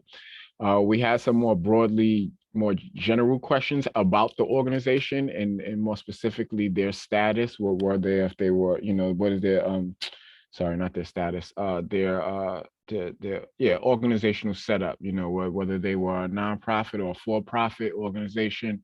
Also more specifically, how they're set up, in East Harlem. And if they have like a community advisory board, how do they get community input? Those sort of questions. Then we had questions more specifically towards programs, services, and initiatives, where we wanted to know those metric questions about, who are you servicing? How many from East Harlem? How many come from outside of East Harlem? Do you offer, services in more than one location or not? All of that good stuff. So we wanted to ask all of that about the particular program, service, or initiative that particular organization is executing in East Harlem. So I wanted to make sure we were there with it. And then the final section is just a request for additional information, where we just ask if there's any complaints that their organization believes that we should know of. If what else did we ask here? Public safety measures. Please detail what, if any, client safety and public safety measures your organization has put in place to assist clients in the surrounding community. This is a question very much relevant to the entire, conversation we had today about safety around organizations that provide a delicate or vulnerable service. Making sure that there is a setup for success for people coming out of there, and it's not just like, hey, you got what you needed in here. Once you step out the doors, it's over. We don't care. And my question was on point, because at the heart of it, it's like, do you care? Do you not care? Because if we care, if DOH, MH, and other city agencies really care, then they'll actually make a change. And if and that's how I personally measure, change. Do you care or not care? If you care, you'll make a change. If not, so that was the reason behind my question earlier. But not to deviate, this question is along that same line. What's the safety precaution? How is your organization set up to ensure that it's actually not perpetuating the harm that we're trying to get away from. So that is the organizational questionnaire. I'm happy to entertain any questions about it if anyone has any questions.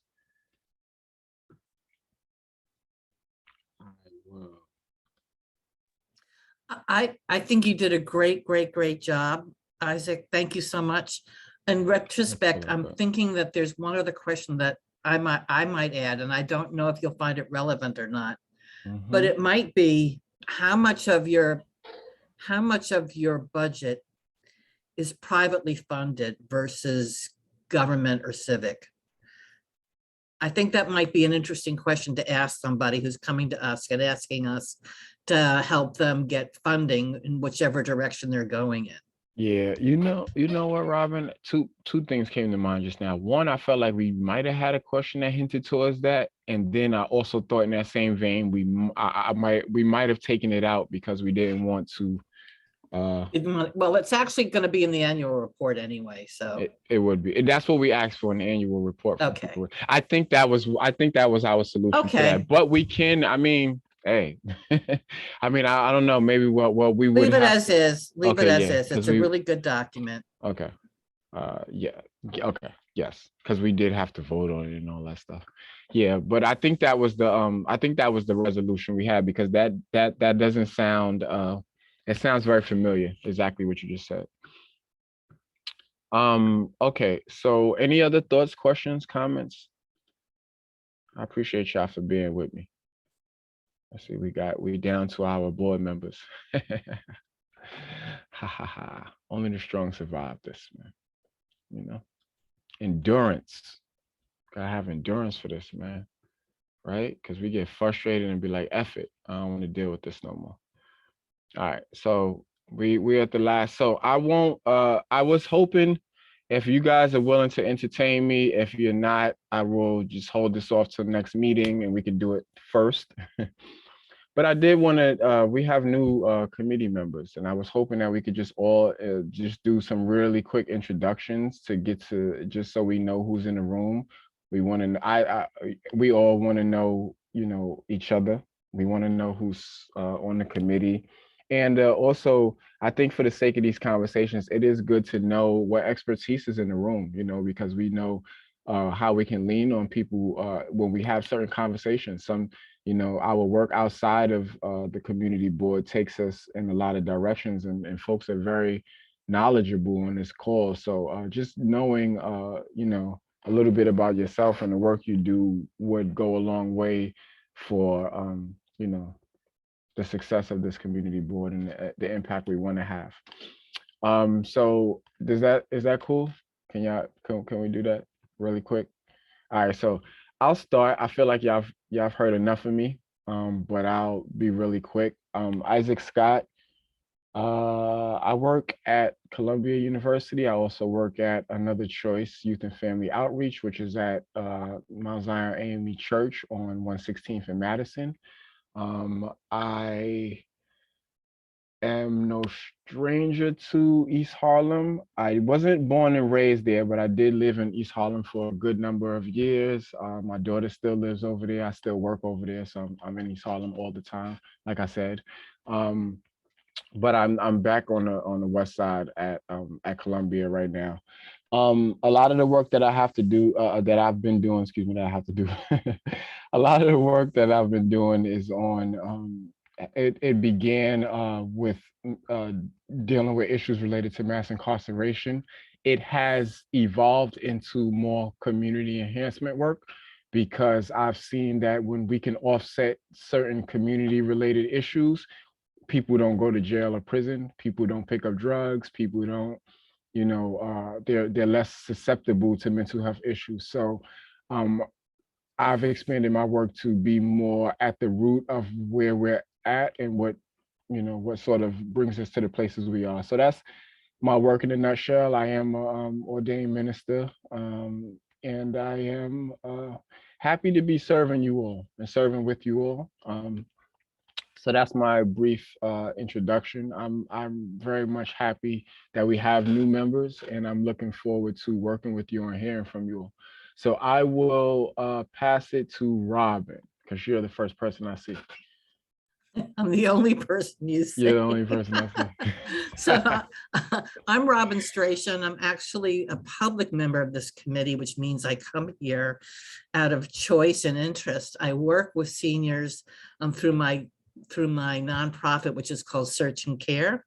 We're a 50-year-old community-based social service agency with a mission to help older adults remain in their home as long as safely possible through a variety of case management and other services. And that's my interest in being here. And I'm eager to know who else is on the committee with us tonight. Can you just pick someone? Or Sure, I'm going to pass it to Carol Johnson, whose name I see next. I think Carol is a board member.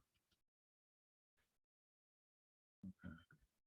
All right, so how about this, right? Because I don't have the list of all. I can go next. This is Jen. Please, Jennifer. Hey, yes, but after you, could we, Marlene, could you pick the next person after Jennifer? Because I'm not sure we are clear on all of who's the board member yet. Thank you, appreciate you. Hey, Jen, good seeing you. Hi, nice seeing you all. Hi, I'm Jen. I work full-time at Mount Sinai in the School of Medicine. I'm the Global Health Program Coordinator, and uniquely, our global health also includes diverse communities within New York. So East Harlem is our main community, since Mount Sinai is in East Harlem. So I help with they have a week-long, medical students, a week-long educational experience that's all about East Harlem. So if anyone is interested in getting involved from like a community organization, definitely let me know. And I also teach social work at Columbia School of Social Work. I've lived in East Harlem for just over 8 years now. And I've been actually I moved from a little further up on 131st down to 125th last year. So I'm right on 125th in Park. So all the happenings around there are definitely very interesting for me. And I'm happy to help kind of monitor the situation since I am out there every day. Thank you, Jen. So Anne Marie.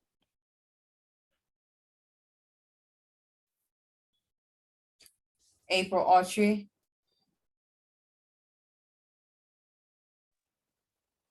Hi, everyone. It's so good to hear who's a part of the team. So I'm glad we made time for this. It's important. And sorry I went off camera earlier. I have a little one, a 2-year-old who I had to put to bed. So that was happening. I also teach at Columbia, so I'm at the School of Public Health. My background is in family medicine. I'm a PA and been practicing medicine for 15 years, but I'm also the director of public health at Barnard College, and then teaching public health at Columbia. I'm really excited about the neighborhood and being a part alongside each of you. Look at all these Columbia people on this committee. Shout out. That's right. I'm talking about the university. About time the university do something good. I'm glad that we're all here doing something. That's great. Appreciate y'all. Art Perez. Okay. Hi, I'm Art. I am the CEO of the East Harlem Council for Human Services, including the Borican Neighborhood Health Center, which is a community health center located on 3rd Avenue between 124th and 123rd. Community Health Center is a primary care center. We serve about 16,000 patients per year, about 50,000 visits. We've been there since the 1960s. We're very well established. I'm interested in community health, obviously, and East Harlem, human services. I've been in the committee since 2019, and I'm the vice chair. Okay, that's it. Thank you. Thank you, Art. Appreciate you. And the last person is Cindy, because Robin already went. Thank you. Hi, I'm Osendi. I was appointed to Community Board 11 in 2020. Before then, I was a public advocate for New York City Housing Authority residents and the youth here in East Harlem. I use my background as a canvasser to coordinate and support and express the needs of the constituents in this district. I've been working on a thesis on how policy impacts our communities since 2014. You know, I'm just glad to be able to have a positive impact on a community that I've been living in for almost 8 years now. Thank you so much for, you know, all the hard work that you have done and that you will continue to do not only on this committee, but in the community. I'm truly grateful, and I look forward to working with all of you. Thank you, Cindy. Thank you. You guys got me really excited about like how we'll be able to work together, and especially as it relates to gathering our information and articulating our advocacy efforts better. I think we'll step it up in those areas. Anne, are you back, Anne Marie? I don't think that we've heard from. I hope she didn't fall asleep. I know, right? It's so late. All right, so I'm gonna leave y'all alone. Thank you again, oh, hold up. Okay, that was everybody, Marlene? Yes. Okay, cool. So I'm gonna move us along. So thank you again. I appreciate you all for taking the time to do that. Sorry that we had to wait until the end of the meeting to get to that. We don't have any old business. We don't have any new business. Okay, can we do the roll call and go to bed? Is that okay, Marlene? Yeah, it's fine. Cool. Before we do the roll call, anybody just dying to say something, get something out before we go? Yes, I would like to. Please. Since I've sat through a number of meetings that had this intensity that we had tonight and witnessed a large number of participants who immediately leave once the drug issues are discussed, I would love to ask that we consider having a special meeting if we know that this is going to happen. It's really important, but it doesn't allow time for us to do the other things that are also important, that are an ongoing responsibility of this committee, such as understanding and meeting the district needs. Yeah. And I think that we knew, not all of us, but some of us knew this was going to happen in advance. Yeah. So I think that being wiser about it would create a separate opportunity to have this kind of what is really an event. You know, Robin, I agree with you. I Thank do. you. And we did know this was going to happen in advance. Yeah. You're right. All right, It's what's necessary, up? but we could be smart about it at the same time. Yeah, no doubt. Can I say something? Yes, please. All right. Yeah, my suggestion is that, these hot topics be left for last, so that we could do our business first and do our introductions and talk about regular business, so that people don't just jump off and we're here to the end of the night. Yeah.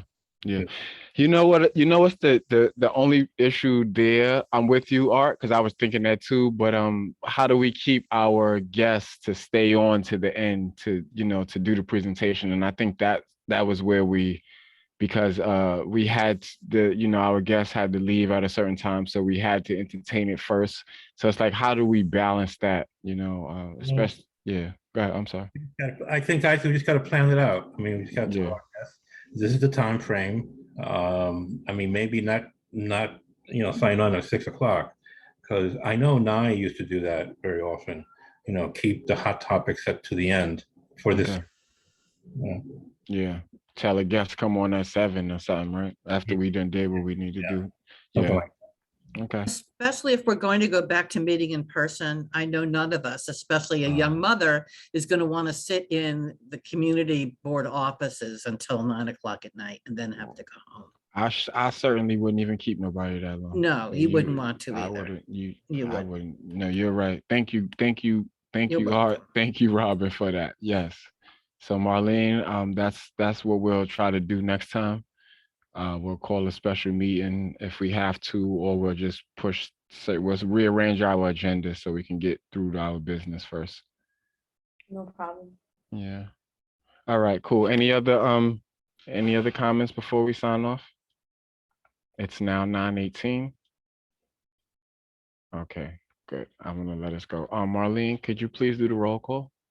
Sure. April Autry. Present. Juhaid Chowdhury. Judith Ferraro. Osandi Garcia. Present. Brandon Gillespie. Jennifer Meyer. Present. Perez. Present. Isaac Scott. Present. Robin Strachan. Present. And Anne Marie Vasquez. Okay. Everyone have a blessed night and enjoy the rest of your week. I look forward to seeing you all at full board. Okay, good night. Good night. Thank you. Good night, Marlene, too. Good night.